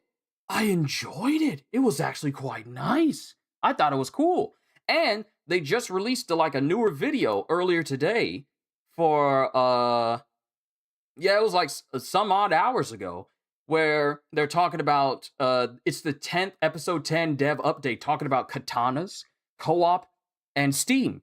And that's a 41-minute video, and I'm going to watch that later. Let's see. Bloodborne really. Okay, yeah. Only thing I want. Okay. Sony, pulling back from dealing with Steam. I don't know why they make good money together. They just make the exclusive titles sad because more people play PC. Also, priorities, their consoles, like they're literally just going to be slapping their sticker on things like they did with the Xbox ROG Ally. That is still crazy how they took an already existing handheld and slapped Xbox on it as if that made it better. But they're charging 4 figures for it. I wouldn't be surprised if they just made a regular PC and slap an Xbox sticker on it. But here's the thing, though. They don't want to do that anymore. Remember when they had that ad campaign going on saying, like, you no longer needed an Xbox to enjoy Xbox. Now you can play Xbox on your TV. You can play Xbox on your phone. You can play Xbox on your computer. You don't really need an Xbox. So I think they are moving away from that whole ad campaign because it was doing far more harm to them than actual good. Because if you tell people you can enjoy all these games and never buy our console, then those people are not going to buy your console. If they're able to get that same amount of enjoyment from a game, but they don't need your console to do it, then you're not going to get them to buy that console. And you may think that's a smart strategy by thinking you're opening up way more options for people, but you're actually making it so that the one option you really, really, really want people to take part in. Because you need console sales. You don't need PC sales because not every PC is going to have people thinking like, oh, I love myself some Microsoft, so let me keep buying all their stuff. No, that's not how that works.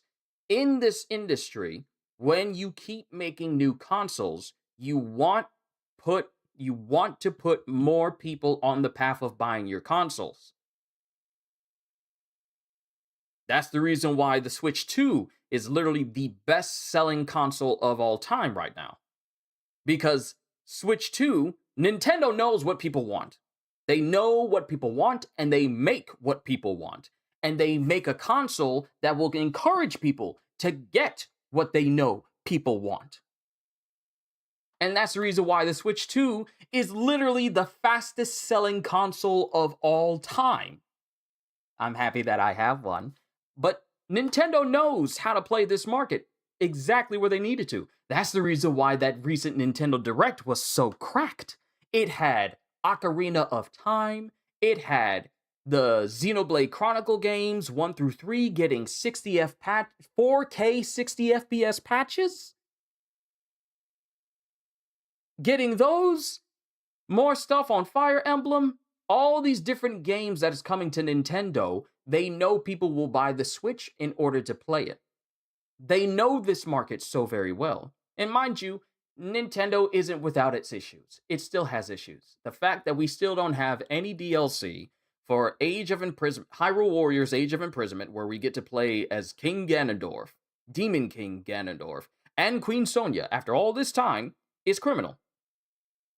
It's absolutely criminal. However, they know exactly how to play this market in order to make things that they know people will buy. PlayStation knows how to do that same thing as well, and people will buy a PlayStation.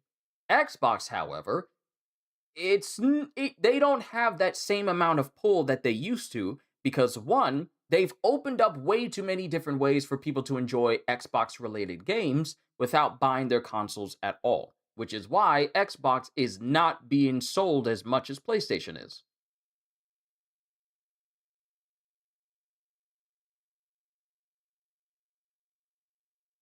I think they're really just going to be overly relying on their partnership with Steam and access to Steam and PC games, and it's going to backfire on Xbox.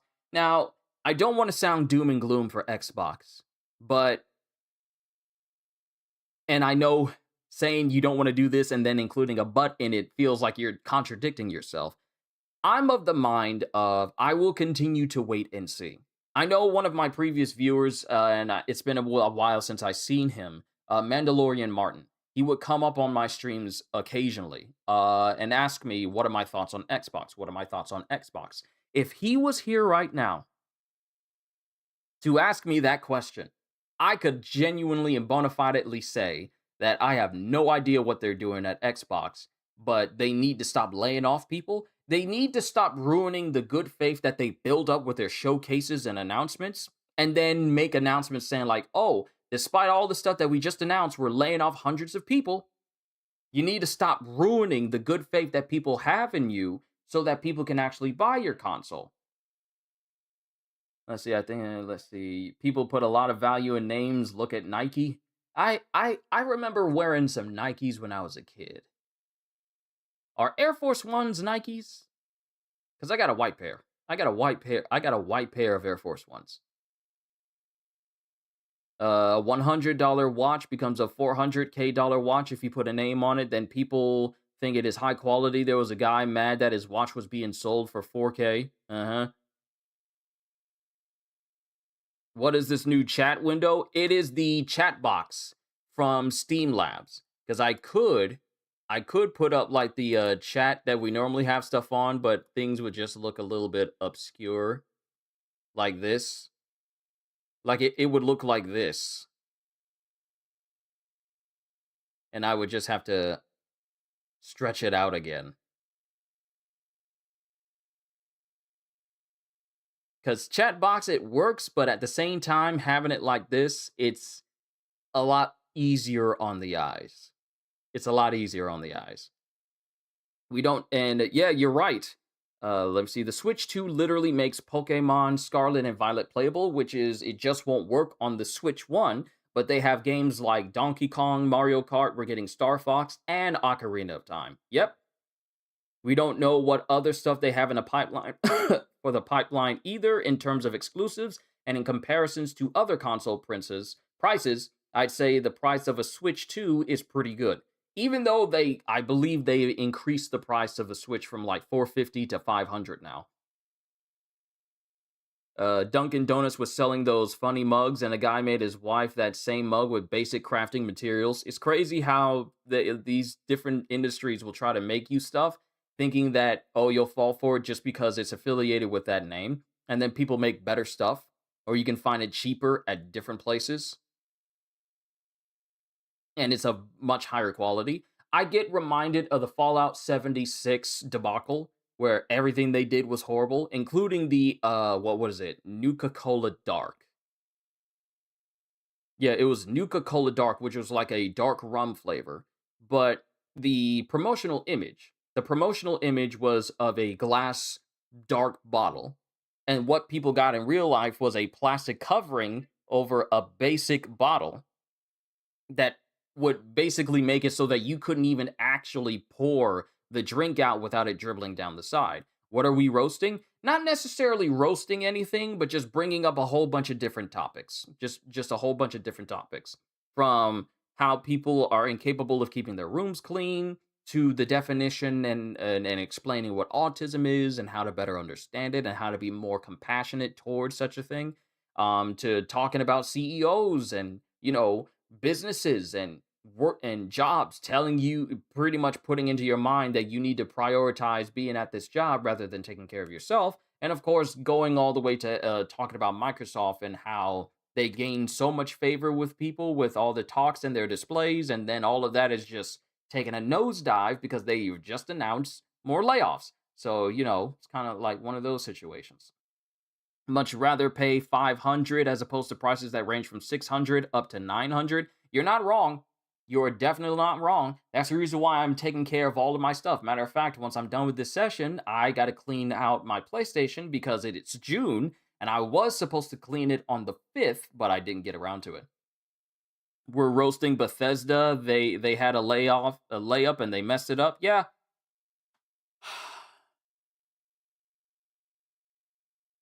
Every single time I see Bethesda, I'm just like, okay, what are you going to try and sell us now? Are you going to try to sell us Fallout 4 again? Are you going to try to sell us Skyrim again? Or are you going to try and sell us Fallout 70? It's Fallout 76 again. I'd say we're currently critiquing and analyzing things like the bad moves Microsoft are currently doing. I don't know if it's just me, but whenever I see Bethesda's logo pop up, I know I'm done thinking about about Elder Scrolls 6 because I really no longer care about I really don't care about the Elder Scrolls series like that anymore. I used to like it with Skyrim, but after seeing it several hundred times after beating it and seeing that it being ported and then remixed and then remade and then made to play on PlayStation 5 and then all this stuff and yada yada yada, same thing for Fallout 4. After seeing all of these same games being reported, rehashed, resold over and over again, I no longer care about the series because y'all just keep trying to shove it down our throats ad nauseum. And sure, we got Elder Scrolls 4 Oblivion. I was able to actually beat that game for the very first time, but every other thing that comes out of Bethesda is either related to Starfield, which isn't good, or Fallout 76, which they just keep trying to push it, trying to make it as big as Fallout 4 or as big as Skyrim, and it's not gonna happen. Meanwhile, I just feel that if you don't have anything that is truly noteworthy to put out, don't put it out. We all know that you made a mistake telling us that, hey, Elder Scrolls 6 getting an announcement trailer before development even started, and it's getting close to how long has it been? Matter of fact, let me look this up. Let me look up the Elder Scrolls 6 trailer.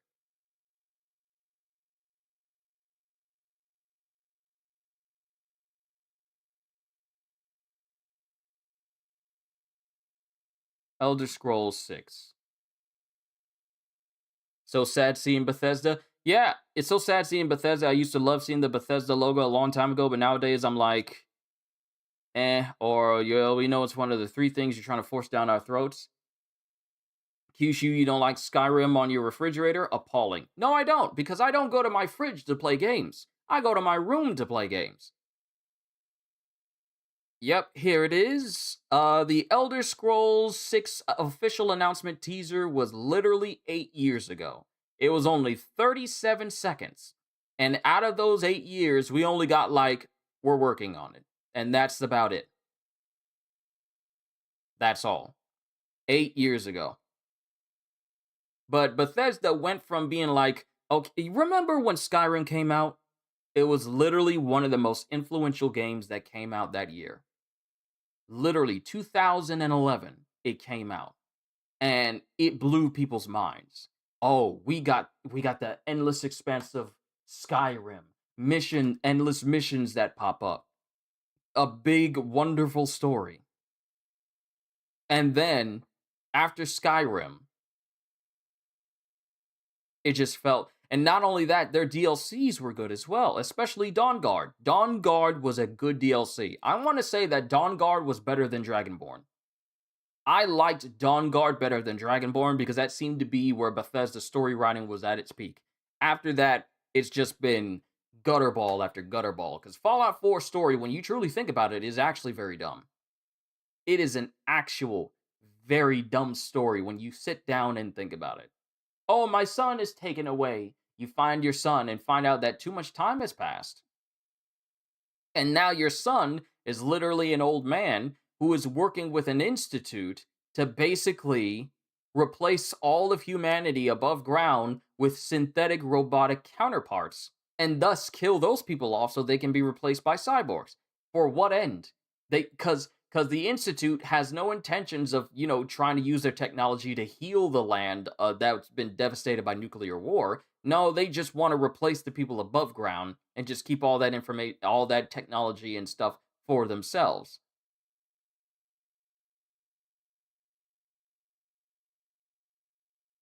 And when you sit down and think about it, it's actually a really dumb story. Then you get Starfield. That one's dumb too. At least we're actually getting GTA 6 for now. Oh yeah, I mean if they release it, Elder Scrolls 6 is hold on, who said that? Yeah, Elder Scrolls 6 really is OG meme that has been going on with Rockstar and GTA 6. We're gonna get GTA 6 before Elder Scrolls 6. That's funny. Have you heard about Spellcaster's Chronicles? Game gone in 2 to 3 months? What? Spellcaster Chronicles. Spellcaster Chronicles.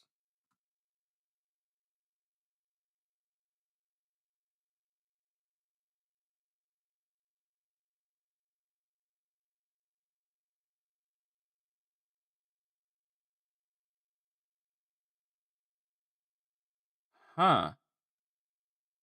Okay.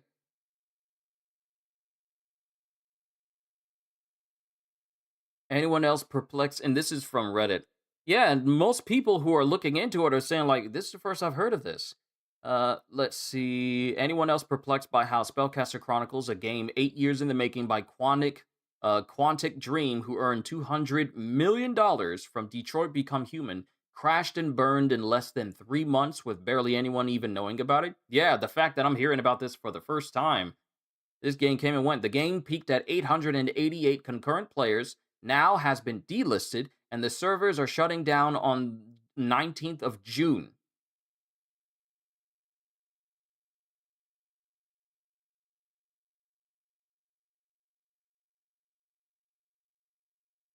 Whoa. This game. Wow. Worst live service disaster since Concord. What in the world happened? Quantic Dreams cancels live service MOBA Spellcaster Chronicles after 3 months. But the funny thing is, Spellcaster Chronicles lasted longer than Highguard, because Highguard only lasted a month and then it died. Concord lasted less than 2 weeks. Concord is the fastest I have ever seen a game die. When you put the game out for free, and then you still don't get people to play it, when you put the game out, when you put a game trial out for people to try for free, and people still don't play it, that's a concern. I don't think I've ever seen a game die faster than Concord, but the second fastest was definitely Highguard. They said they are restructuring. We all know what that means. Oh yeah, the game is dead. If a development team says we're restructuring for this game, that means this game is no longer getting any updates. It is dead, and any efforts you may have put into it is going to be all for naught. They should have stuck to movie games. Would have been nice, but you know, they still trying to chase that live service trend that died a long time ago. Now, I bring this up all the time. I played Suicide Squad Killed the Justice League. I myself, personally, I enjoyed it. I had fun. I liked the gameplay. I liked the movement. The story definitely could have been better. And I really wished that WB stuck with the game and actually gave them the full support so that the game could be completely fleshed out. Bugs and glitches that are still prevalent in the game right now would be fully fleshed out and, taken care of. But we will never see that. We'll never see that. And I'm of the mind of, can we stop making live service games as if people have all the free time in the world to play them? Because the games that we like to play are single player narratives or multiplayer, not live service. Live service had its time. And the thing is, if we already have live service games that are good right now, just because they're good right now does not mean that you get to hop on the bandwagon and think you can do the same that they can do. Because anyone can make a live service game, but not everyone is going to be able to reach the level of Warframe. Can I be real? You can look at Warframe's success all you want to and trying to copy it, but you are not going to reach that same level because Warframe took time. They took time, respected player time, took player feedback, expanded the game, and that took years. Years. If you think you're going to get the same level of engagement of a game that's been out for years in your first couple of weeks of your game being out, then you're an idiot. I'm sorry, but this isn't the market for you if you think you're going to be able to reach the same level of a game that already exists and is already good and is already well received, if you just hop in there with a wing and a prayer, then you're just going to be able to pull it off. Look at High Guard. They had that same mentality. And where are they now? Dead. You put out a roadmap and you couldn't even get to the second tier.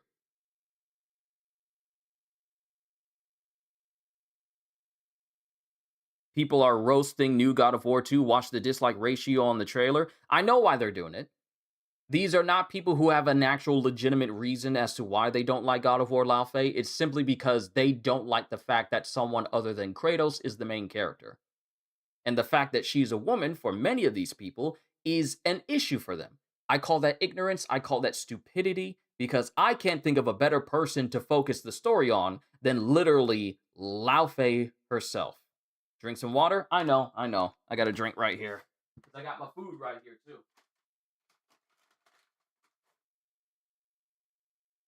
My throat was indeed getting a little bit dry from speaking, so give me a sec.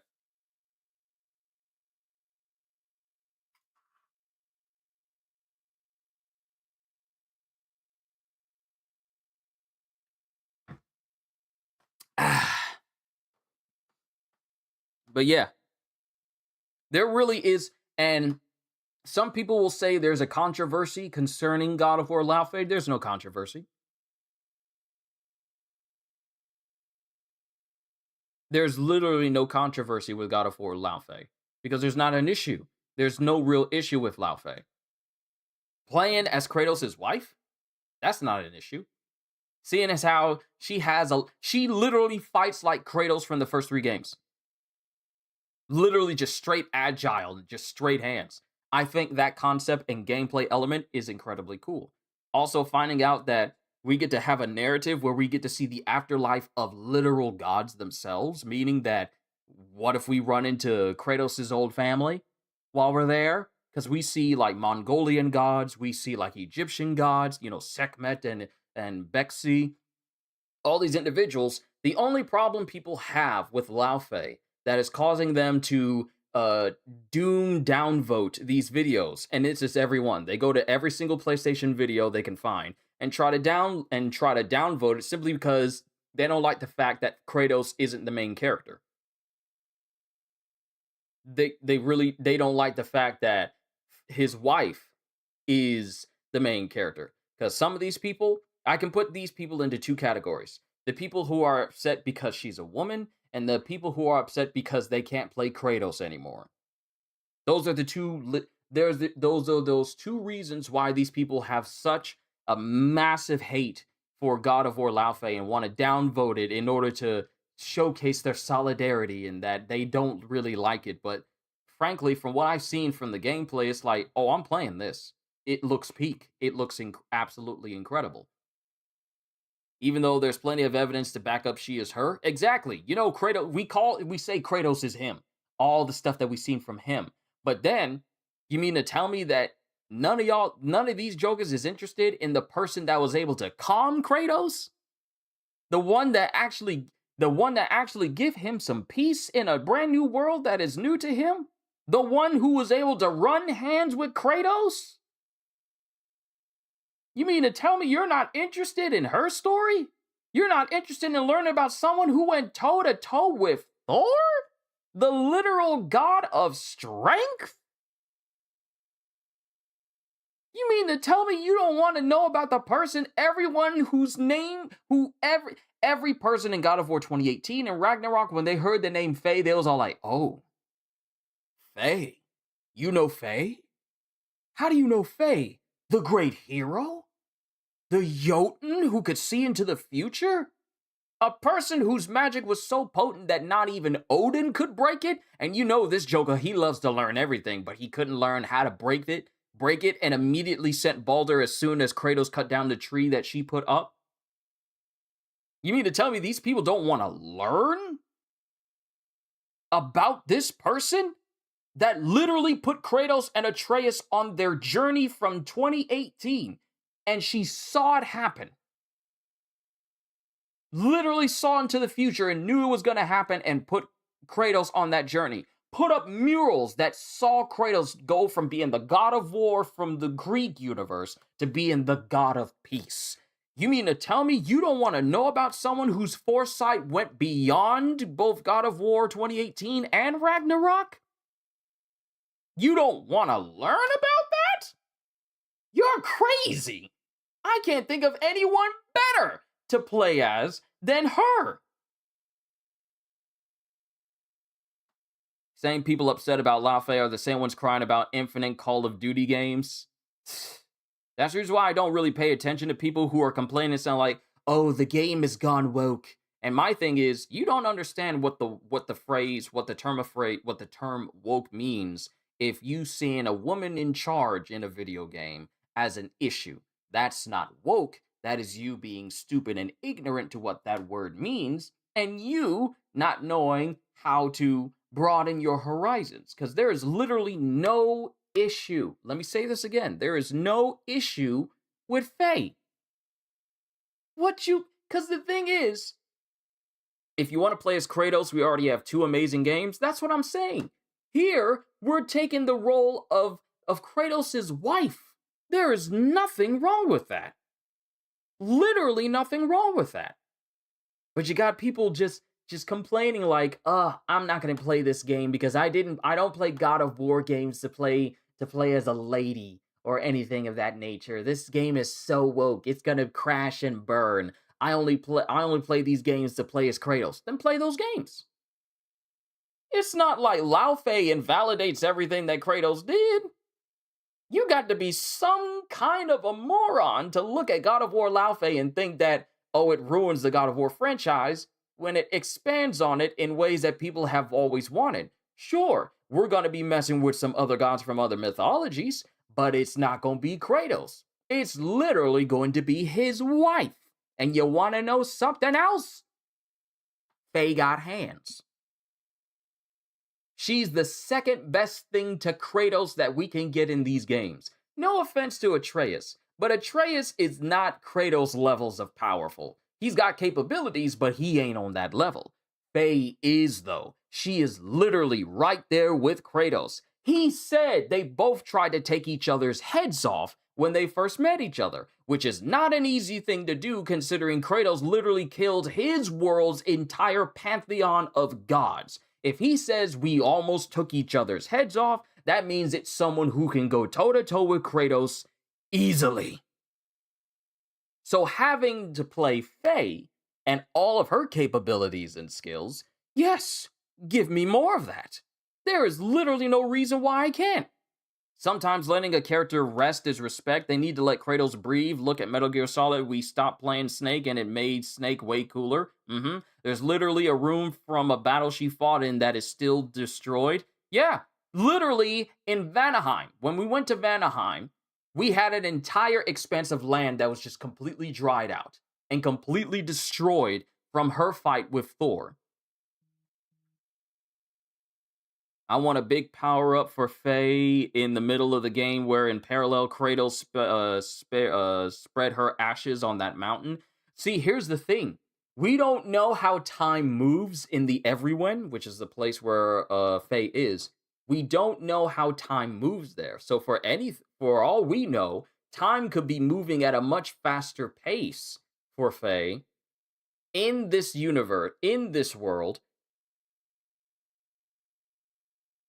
Or it could be moving slower so that the events of God of War 2018 and Ragnarok transpire throughout the entirety of God of War Laufey, and certain moments sync up to what happens in both of those games. See, what I'm looking forward to is to see if there's going to be moments that coincide with what's happening in the world of the living versus in the world of the dead gods with Laufey.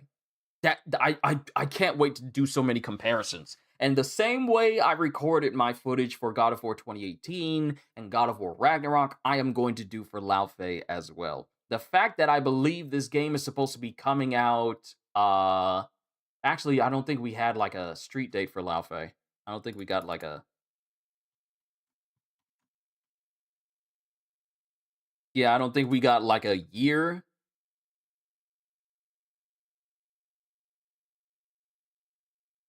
Yeah, I don't think we got a game for it yet.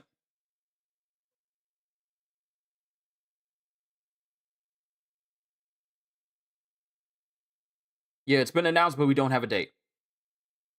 We do not have a date.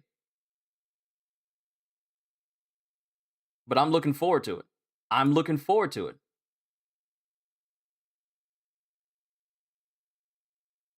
What if we kill Odin here, and Faye have to directly fight him next? But here's the thing though. When Odin's soul when Odin's soul was sealed inside of that orb, but was sealed inside one of those marbles by Atreus, and Sindri just came up and shattered it, didn't that mean he essentially just destroyed his soul, so there's literally nothing to pass on?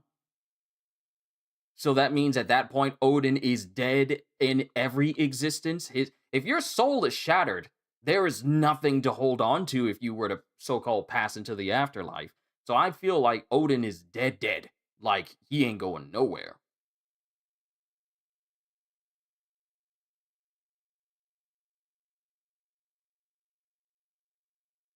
Cause Sindri literally went for the head. He was all like, "Oh, you gonna put his soul in there? Well, let me shatter that." And now it's completely dissipated. Now his soul is gone. So there's no hope of Odin ever existing in the living or dead or anything of that nature. That's what I got from that. I'm pretty sure that's exactly what happened. But yeah, God of War Laufey, whatever little controversy the thing is, the people who have an issue with it are the ones who don't really who lack the ability to speak calmly. They like to go on massive tirades saying like, "Oh, this is bad. We don't need this. We don't need that. This game is going to fail," or anything of that nature. And meanwhile, I'm like, Santa Monica has not skipped a beat since they've released some games. Since they released God of War 2018. The next game, God of War Ragnarok, went above and beyond 2018 and made that it absolutely incredible. To this day, you will still find people talking about the awesome moments that have happened in God of War 2018 and in Ragnarok. Kratos fighting Heimdall or the fight against Thor. And even you'll see so many clips of moments from God of War, moments where we didn't even notice certain Easter eggs happening until we learned about it later on in the story, and even from the devs themselves, it's like all these secrets that people still learn about this game. Like when you get to what is it, Niva Delir, which is the home of which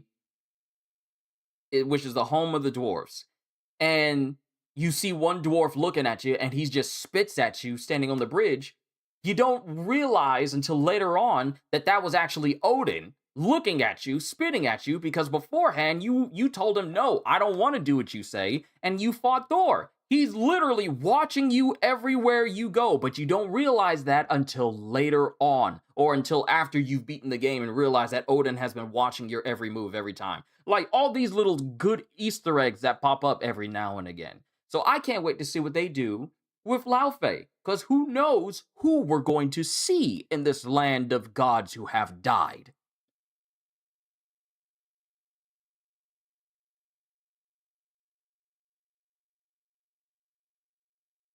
If it's a good game, it will do well. We'll have to wait and see. Of course, I don't want to speak ahead of myself, but I do want to say that I trust Santa Monica to do what they do best.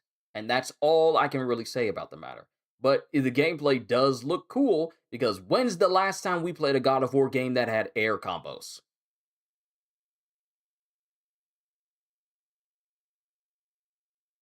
That was back in God of War 3. That's the last time we had some air combos in combat. So, needless to say, I really am looking forward to God of War Laufey. I know I'm going to have fun with it. But let's just let Santa Monica cook and let them move on from there. Maybe now that the brother can be start his new shop there. What if both brothers can somehow exchange items? Those Faye and Kratos can change items. Hmm, I don't know, because wasn't Brock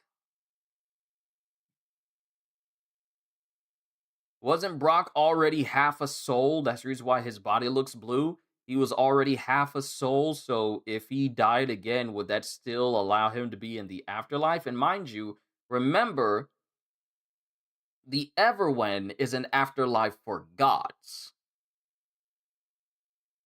not necessarily just a regular afterlife where anyone can be in, but afterlife for gods. And Brock and Sindri aren't gods. They're just, they're just dwarves.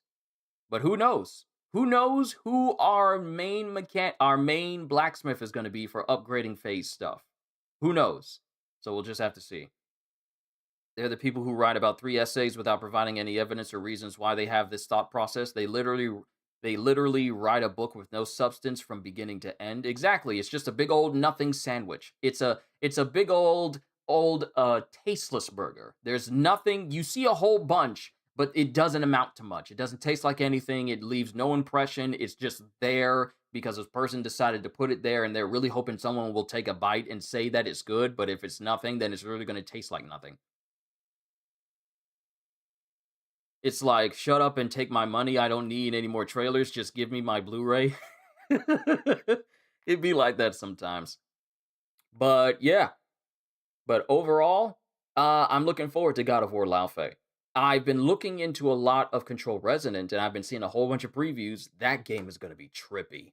Absolutely trippy. It makes me want to boot up Control and play through the game again before the next Control Resonant comes out, but I kind of did that already, playing the Ultimate Edition on the channel, and I played it from the beginning all the way to its end. So I kind of already have my gameplay of that on the channel as a whole, so I don't really need to play through it again. I can mess with it, but play through it like from beginning to end, I probably don't need to do.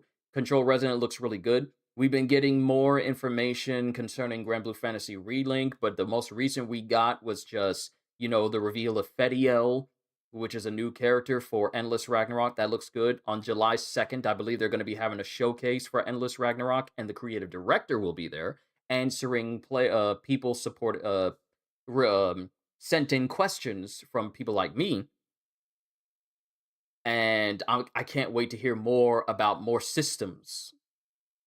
Hear more about the systems within Endless Ragnarok that is going to expand what we already have mechanically for the game when it comes out next month. We are 4 weeks away. It's still insane, but we're 4 weeks away for it. Their whole argument is, trust me, bro, it's just common sense, and what they're arguing is just stupid. Of course, but you can't fix stupid. You can instruct stupid, but sometimes stupid is too stupid to realize what is smart. They are just, you can never bring yourself down to a stupid person's level because they will beat you with experience. And that's the reason why I don't bother.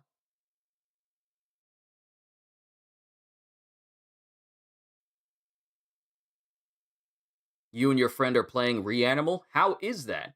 I was watching a YouTuber by the name of IGP play through it, but he never played the rest, and he was playing co-op as well. But how is Reanimal? Is it like from the same people that did Little Nightmare? Because from what I've seen, it looks like it's from Little Nightmare.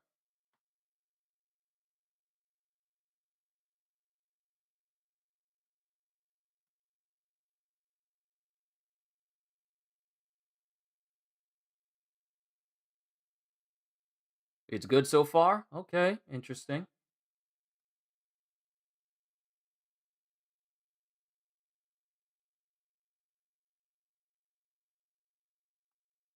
I'm just checking to see if there's anything gaming-wise that's new. Oh, we got a Dark Tide showing off more of the Skitari.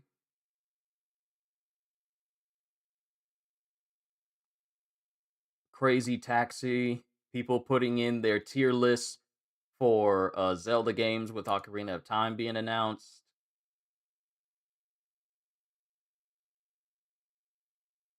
Insomniac teasing us to one of our locations we're going to be going to in Wolverine.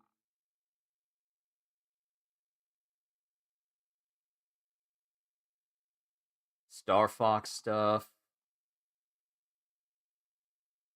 I still can't believe Star Fox is coming out this month. And then, of course, there's some manga stuff, but I'm just seeing just manga stuff. Speaking of Ragnarok, Solo Leveling Ragnarok's first volume hits shelves next month on the 21st. I hope that heralds a return to weekly chapters. I hope so as well. because I also Flip. Hello, it's good to see you. Also, I missed reading Solo Leveling Ragnarok for all of you when the chapters were coming out. I enjoyed them.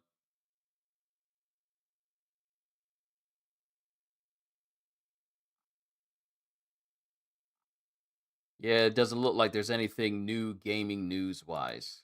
At least nothing to truly get my attention here at the moment.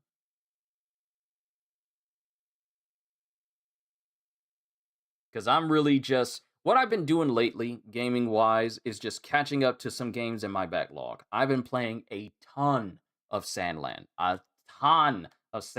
the story is actually longer than I was expecting. I thought it's been 5 months. Yeah, it's been a while.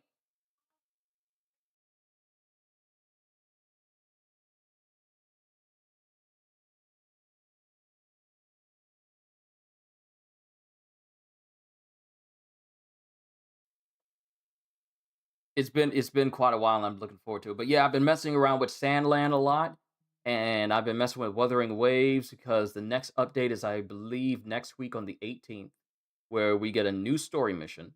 So I need to really catch up to everything and get everything sorted out before and like do all my logins because I still want to try and pull for Lucy before this Cyberpunk collaboration ends. Which, by the way, the Cyberpunk collab for Wuthering Waves was really, really good. And that makes me want to get Lucy and her weapons. And also, I got Rebecca, but I want to get her weapon too. But we'll cross that bridge when we get to it. But that was good. As far as like new games I've been messing with the Final Fantasy VII OG Final Fantasy VII, and I just started it not too long ago. Saw you've been playing Sandland. I haven't been playing games a lot, if at all. I do watch a lot of anime now, though. Oh, I just started watching. I just started watching Witch Hat Atelier. I am currently on episode 4. This level of animation is impeccable. Yeah, this level of animation is impeccable for Witch Hat Atelier. It's very well done. Like, I like it. I really like it. And it makes me wonder. It makes me wonder just like what happened to a lot of the different animes that we've been watching where they don't put in that effort. Oh, you're watching Peak? Yes. I'm literally on episode 4 before I got started with today's session. Once I get done, I'm gonna watch it while I eat. Because I got me a chicken wrap and it's cold, so that way I can eat it at basically any time. But I've been watching it and I really like it. I really like, and the animation is so good. The music is good, but the sound design and animation is also very good as well. So I like it. I like it a whole lot. But yeah. As far as like gaming stuff goes, I usually talk about that during gaming streams, but I I am grateful we live in a time we are living in a time where a lot of good games are supposed to be coming out.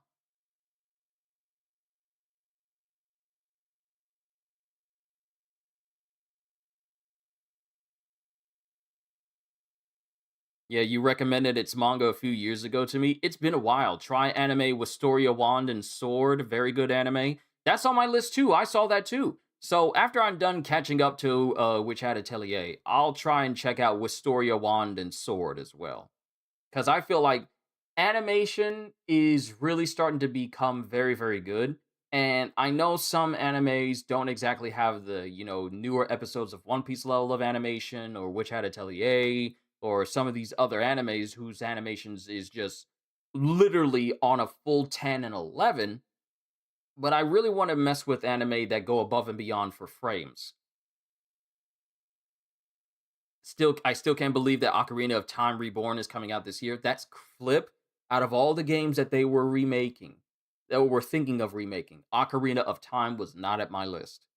It was not on my list at all. It's crazy. And though we didn't get an Age of Imprisonment DLC, which I've been desperately wanting for a very long time now, at least as an owner of all 3 Xenoblade Chronicle games, 1 through 3, I'll be able to get Switch 2 versions so they can actually run at the frame rate they're supposed to. So that's good enough for me. I thought the recent Nintendo Direct was actually very well done. That Ocarina of Time remake, though, if the characters look like that, and I know that's just an animation, but if their character models look even remotely close to what that animation looked like, it is going to be the best looking Zelda game ever. No, no disrespect towards Breath of the Wild and Tears of the Kingdom, but Ocarina of Time's remake for the Switch 2 may be the best looking Zelda game to date. Dragon's Dogma 2 Dark Arisen coming out. I'll let you know if they fix the game. The guy that mad Dark Arisen 1 is making Dark Arisen 2. So it's a good sign. I got bad history and bad blood with Dragon's Dogma 2. So y'all have fun with that. I'm not touching that game again. It's literally over for me. Cuz if I they're saying that, oh, with Dark Arisen we're going to give you an eternal fairy stone after giving us a game that made it so that we had limited ways of fast traveling everywhere. Now they're going to give you the only way you can get the ability to fast travel anywhere for free is literally buying the DLC. If they say anything about fixing the Phoenix fights, like the fight with the Phoenix, where you can shoot it with the unmake arrow and end it right there. If they say anything about nerfing the Phoenix or making it so it's easier for you to handle the Phoenix and fight it so you can get that final reward, if they do anything like that, I will lose it. Because that the Phoenix is the reason why I had such a massive disdain for Dragon's Dogma 2. Because solving all those quizzes and then hitting it with an unmake arrow only for it to basically go into dialogue about how bored it is, and then I shoot it.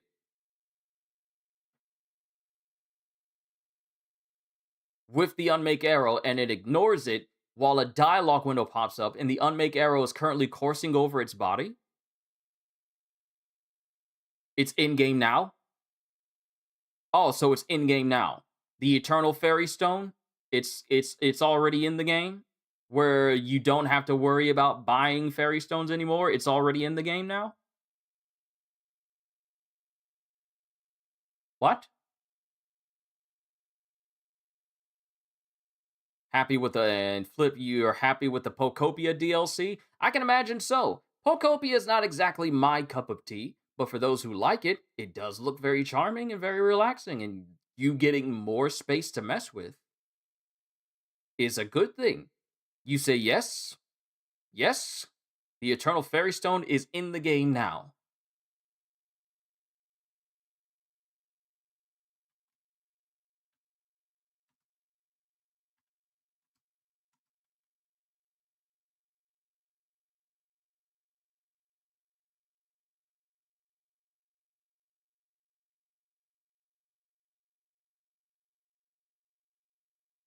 Oh, the patch added it. Oh, I thought it was part of the DLC itself. No, the patch added it.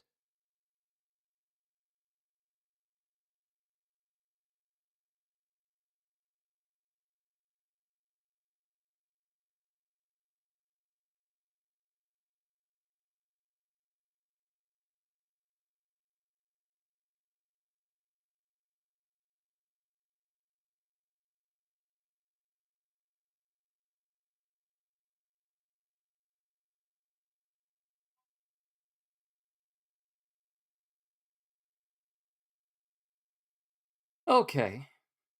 How convenient that they give us what people have been requesting since the game's launch month, literally a year later. It's so nice. But now that you say that, knowing that the patch is out right now, let's see what is in the patch notes. Oh, this was the August. Wait a minute. August? Hold on.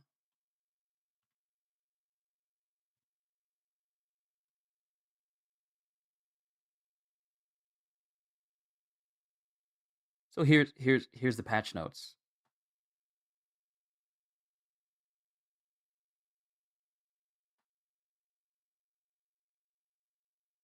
Here's the patch notes.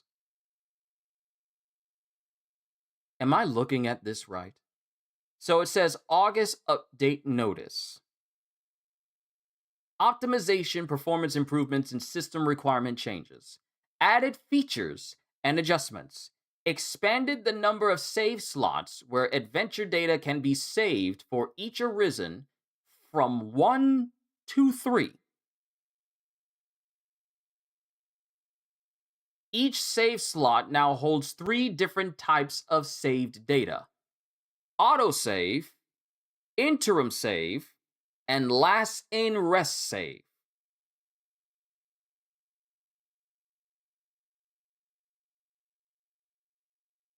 Because the base game for Dragon's Dogma 2, you would reload from your most recent save and you could not choose. You could not choose.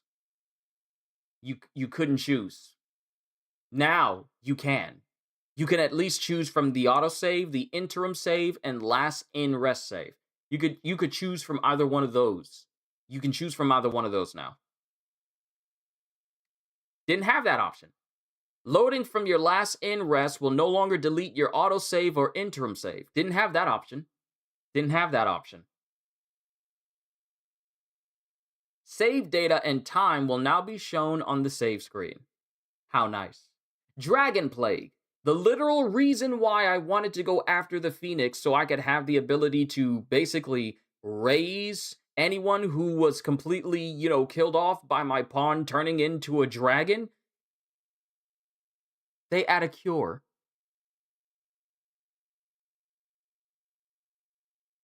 This patch brings a cure for your pawn suffering from Dragon's Plague. This patch, after a year, they now give you a cure so you can cure your pawn. Thereby making it so that you going after the Sphinx so you can infinitely revive people a little less incentivizing, because you can just cure your pawn and keep them from turning into a homicidal death dragon. Okay. UI updates, pawn adjustments. Added a function to skip the opening part of the story when replaying the game, because I had to replay the opening of the story.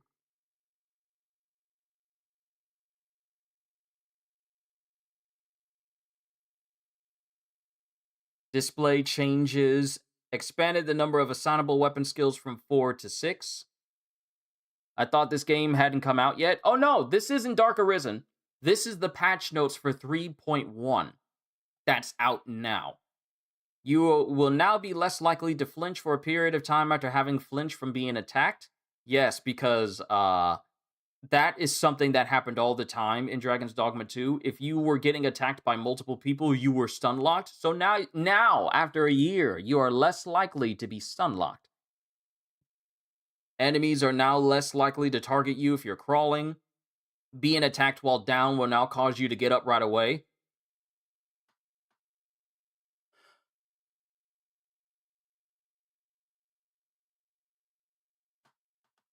Why is this thing a thing now?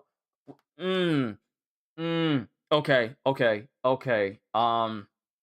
Here's the reason why this is an issue.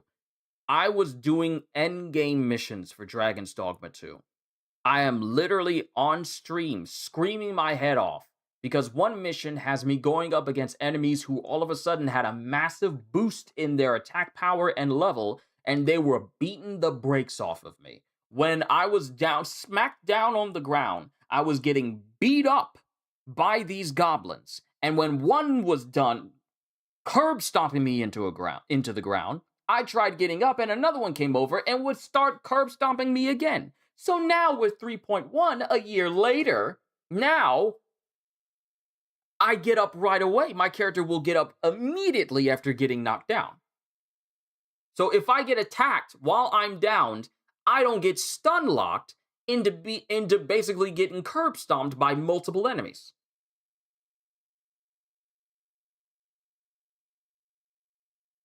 Why wasn't this a thing in the game to begin with? Why would you let your character, Why would you have it so that your characters could constantly be attacked while they're down on the ground? And mind you, there's no iframes for you to be able to roll out of this situation, let alone a roll at all. There's no iframes when this sort of thing happens to you. You could literally get stuck in a perpetual loop of being curb stomped by multiple monsters until you died. Why is it now a thing where getting due note to Dragon's Dogma 1 also released in a rough state? Of course it did. Yeah, I know. I played that one too when it came out, and it was rough too. But being attacked while downed will now cause you to get up right away. The effects of a stamina recovery item used while exhausted will now be instantaneous. Extended the period of invincibility when being revived with a wake stone.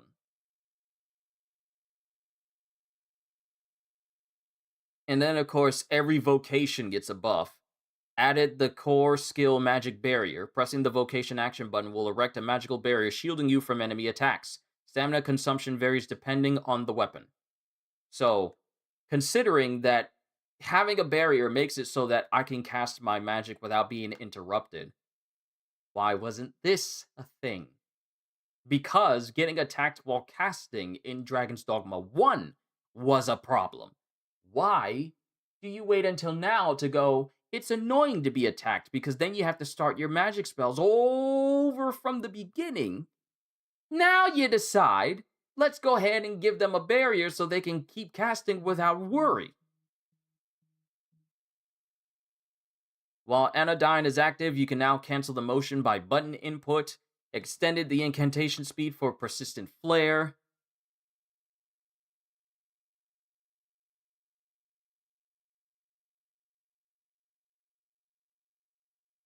Extended the grace period for Persistent Flare's magic orbs to explode, while also reducing the time to explode once the orbs have reached their maximum state. Increased the value required to amplify Prescient Flare's magical orbs, and extended the time until the orbs fade if attacked. Prescient Flare's magical orbs will no longer amplify if hit with another cast of Prescient Flare. Adjusted the camera direction when casting Seism.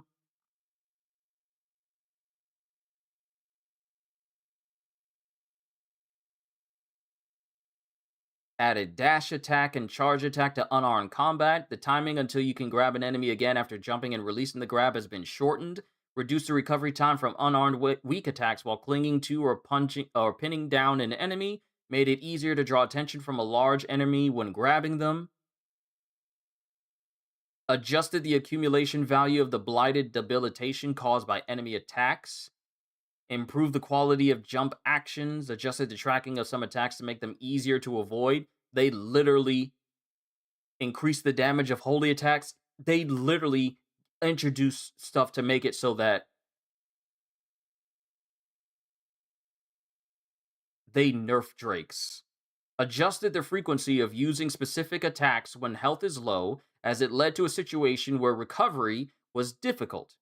Drakes would constantly spam magic at you, regardless of your health. And especially if it was low, they would just spam it over and over and over again. They've nerfed that. Changed the targeting so that it's easier to aim for parts other than the heart when the heart isn't exposed.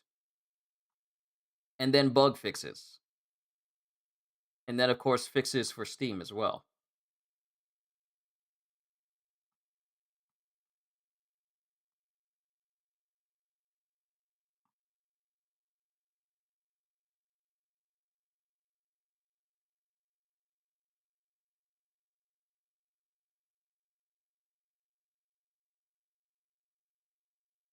That's upsetting. Eternal Fairy Stone. Yeah, Eternal Fairy Stone. Fairy Stone. Let me pull up this stuff. Fixes travels frustrations on PS5. That's nice. I'm still not booting the game up. I'm not gonna go back out and get the game again.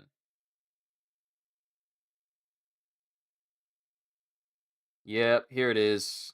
Let's see. With patch 3.1, Capcom corrects what is arguably the most controversial design decision of the main game. What will make or break it? Let's break the X pack for me is if the story pacing does not get fixed. You're not wrong because this story can slog at sometimes.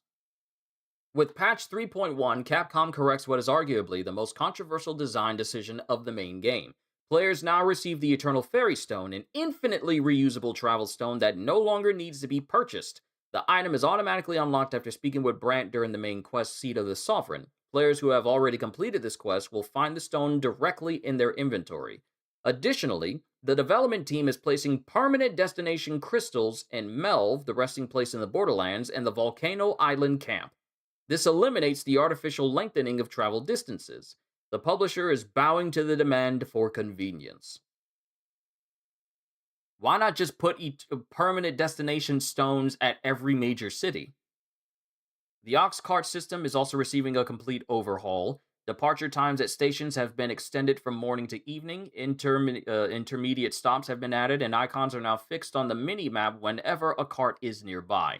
Those who still choose to travel on foot will now consume significantly less stamina when sprinting outside of combat. You mean to tell me now you decide that maybe we shouldn't be using stamina to get everywhere we need to when we're sprinting? Considering that traveling from place to place is such a slog, especially if you're carrying a whole bunch of stuff? Especially important for frustration tolerance, players who load an autosave after death no longer lose maximum health through the infamous loss gauge system. Dungeons also now reward explorers with noticeably improved armor and weapon stats. Glad there was nothing about making the actual Sphinx fight easier, just something to remove incentive to do it entirely. Yeah, because the final reward you get from the Sphinx is literally an Eternal Wake Stone that allows you to infinitely revive someone, which would be useful if your pawn completely succumbed to the Dragon Plague and rampaged and kills everyone in the last town you were in. But now that's no longer important and no longer a concern because you can literally make the remedy to cure them. So you never have to worry about them rampaging. Thus, unless you are a haphazard person and you just decide to kill people, then the Eternal Wake Stone really isn't as important. Let me look up the Sphinx. If they did anything for the Sphinx in 3.1.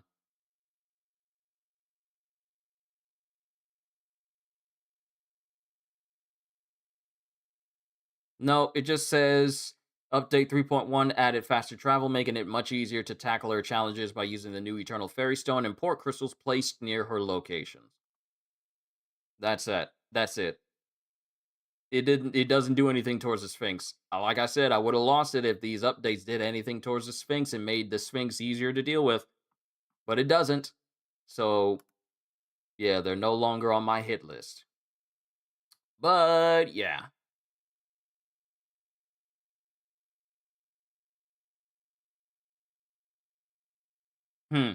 That's interesting. Well, best of luck for everyone who's interested in Dragon's Dogma. The only thing that really has my attention seriously is Endless Ragnarok from Relink and potentially Disgaea Mayhem, which would possibly be my very first Disgaea game. But I don't know if I would have time to mess with it given the fact that Relink is definitely going to eat up a ton of my time.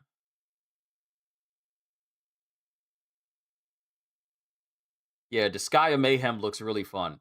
Essentially action RPG Muso-like, where I can get my level to 9,999, do billions of damage, ridiculous damage. Yes, I want that. I want that very much. I want that level of power! But Disgaea, yeah, it's a game called Disgaea Mayhem, which looks to be like an action Muso-like Disgaea game. That's coming out, I believe, on the 23rd of July. Yeah, 23rd of July is on a Thursday. But if I look up the actual site itself, yeah, 23rd of July. That's when it comes out.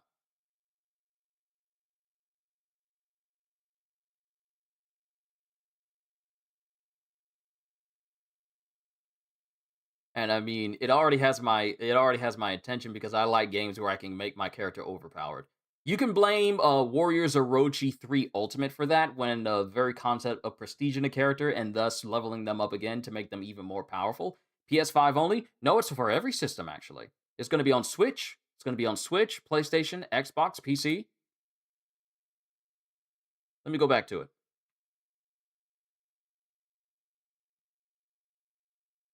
Yeah. Switch 1 and 2, PS5, and Steam. Wait, it doesn't show Xbox. Oh. Oh, it doesn't show Xbox. Xbox is not in this listing.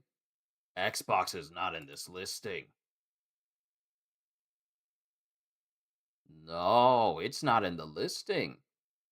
Well, it's for every system except for Xbox.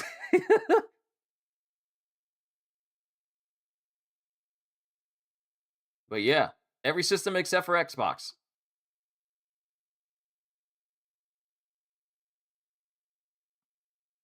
Yeah. Yeah. Yeah, yeah, yeah, yeah. Yeah. But that's the Sky of Mayhem. Everything else coming out in July, it's just really Relink. There was something else coming out in July that had my attention. Assassin's Creed Black Flag Resynced. That's coming out as well. But I'm not exactly keen on getting it until I know for a fact it brings in the same feelings I had when I was playing through Assassin's Creed Black Flag when it came out originally. What? Xbox is a system? Madness.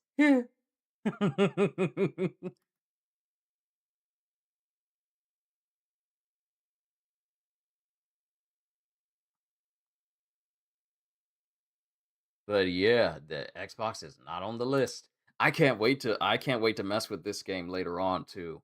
Blow enemies to smithereens with some quick flashy moves. Hold on, system. Where was it where they talk about leveling yourself? Like they literally have a cheat shop where you can go like increase, decrease money and mana obtained, but greatly increase XP gains.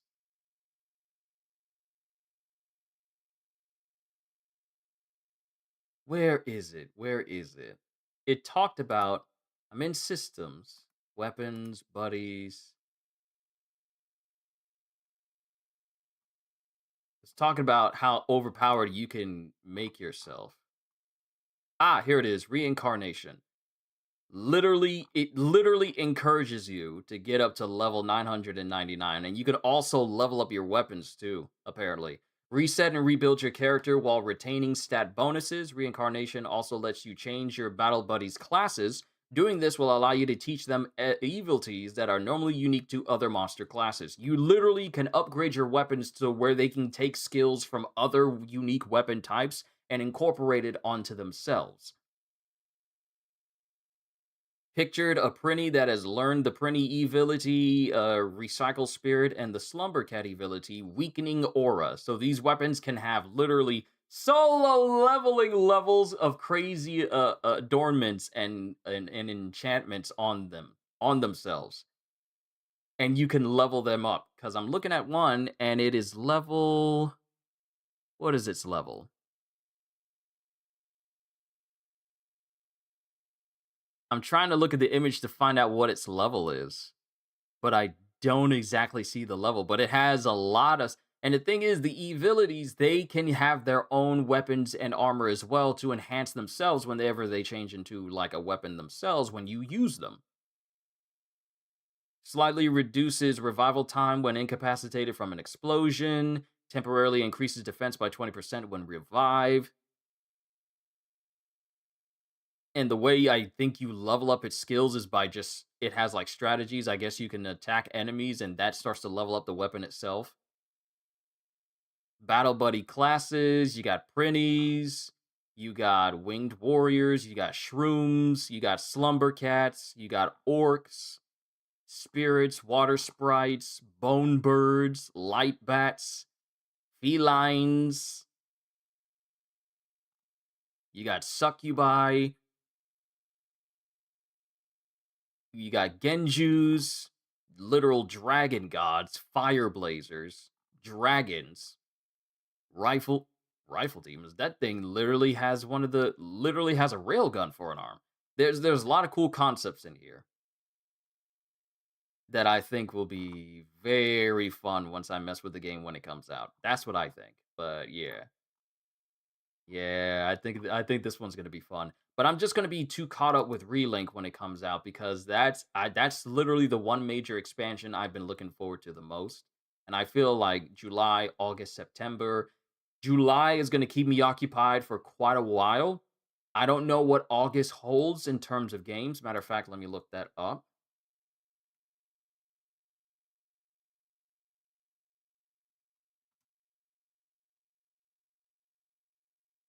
Games in August 2026.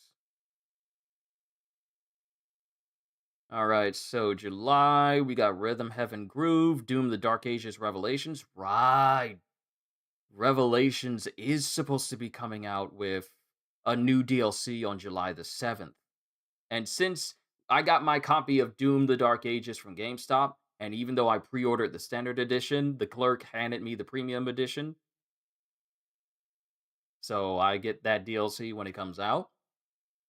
Assassin's Creed Black Flag Resync. There's a lot of things releasing on the 9th of July. You got Assassin's Creed Black Flag Resynced. We got Backyard Baseball. We got Digimon Story Time Stranger, but that's in Japan. We got Granblue Fantasy Relinks Endless Ragnarok, also on the 9th.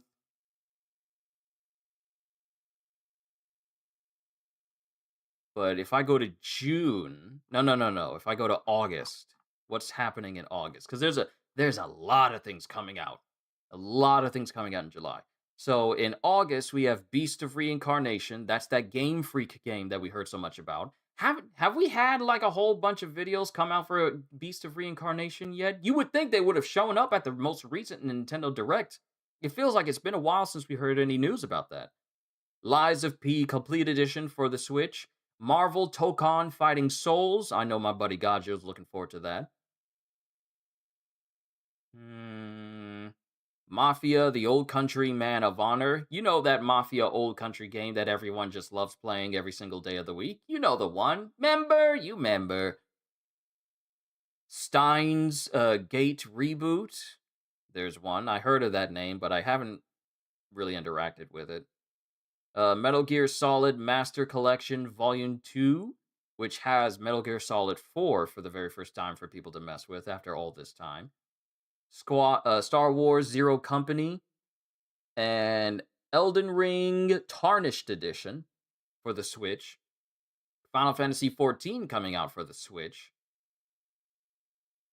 And that's actually basically it. There's some things that are worthy of note here, but not a titanic amount. I feel like July and September are the real big ones. Because September has the Blood of Dawn Walker, Wolong Final Dynasty Complete Edition for the Switch, Halloween the game, Valheim for basically every other system,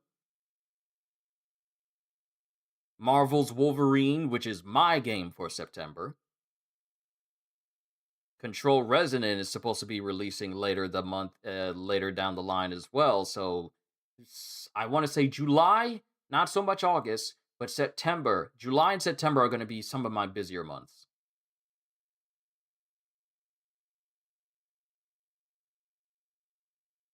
Onimusha Way of the Sword, that's coming out too. And that's September. October has Dynasty Warriors 3 Complete Edition Remastered, Rayman Legends Retold, Ace Combat 8, Gears of War E-Day, Star Wars Galactic Racer, Earth Defense Force 5. Oh, that's for the Switch. Kingdom Hearts Collection 1 through 3, which is 29 gigs a piece for each game on the Switch, so you better have you better have a storage card. Dragon's Dogma 2 Dark Arisen, Castlevania Belmont's Curse. That might be my game for October. Yeah, that might actually be my game for October. Castlevania, a brand new Castlevania game? Yes, please. And there's nothing else on this list. I know Call of Duty Modern Warfare 4 is supposed to be coming out, but literally there's Phantom Blade 0 for the 29th of October.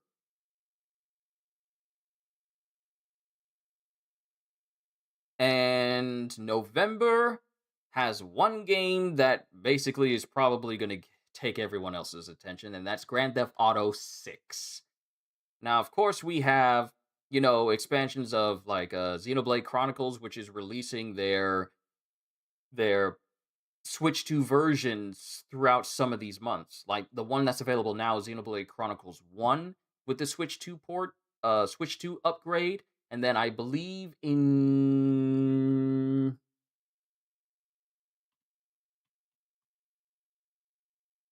Xenoblade Chronicles X Definitive Edition, that one's already available. That came out on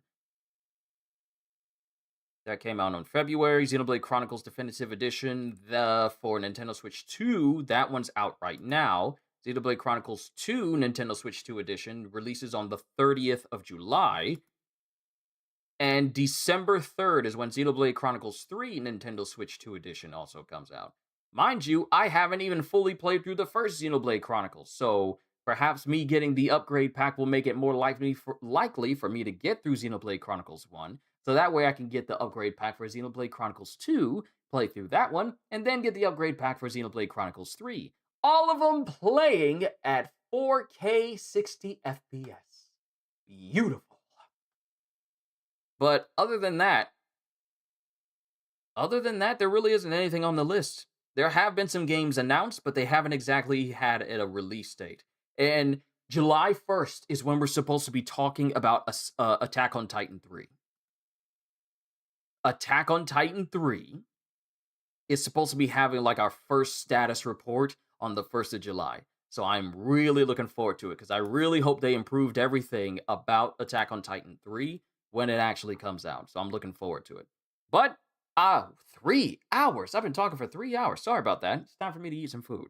Ladies and gentlemen, I think I talked about everything that I wanted to. We spoke about keeping yourself clean and your room clean. We spoke about autism, and we spoke about so many other different things that I actually look forward to our next conversation. But I need to go ahead and eat this food so that way I can get back to Sandland and also tidy up some things that I need to do for tomorrow. But I'm done for today. Designs, Flip-Do, Holster, everyone who tuned in here today. Hope you all enjoyed. Can't wait to see you all in my next video. Like, comment, and subscribe if you haven't already. Even consider checking out my membership and Patreon because I am always looking forward to entertaining you.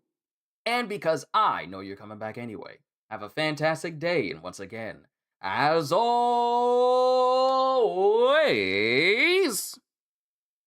later, peoples!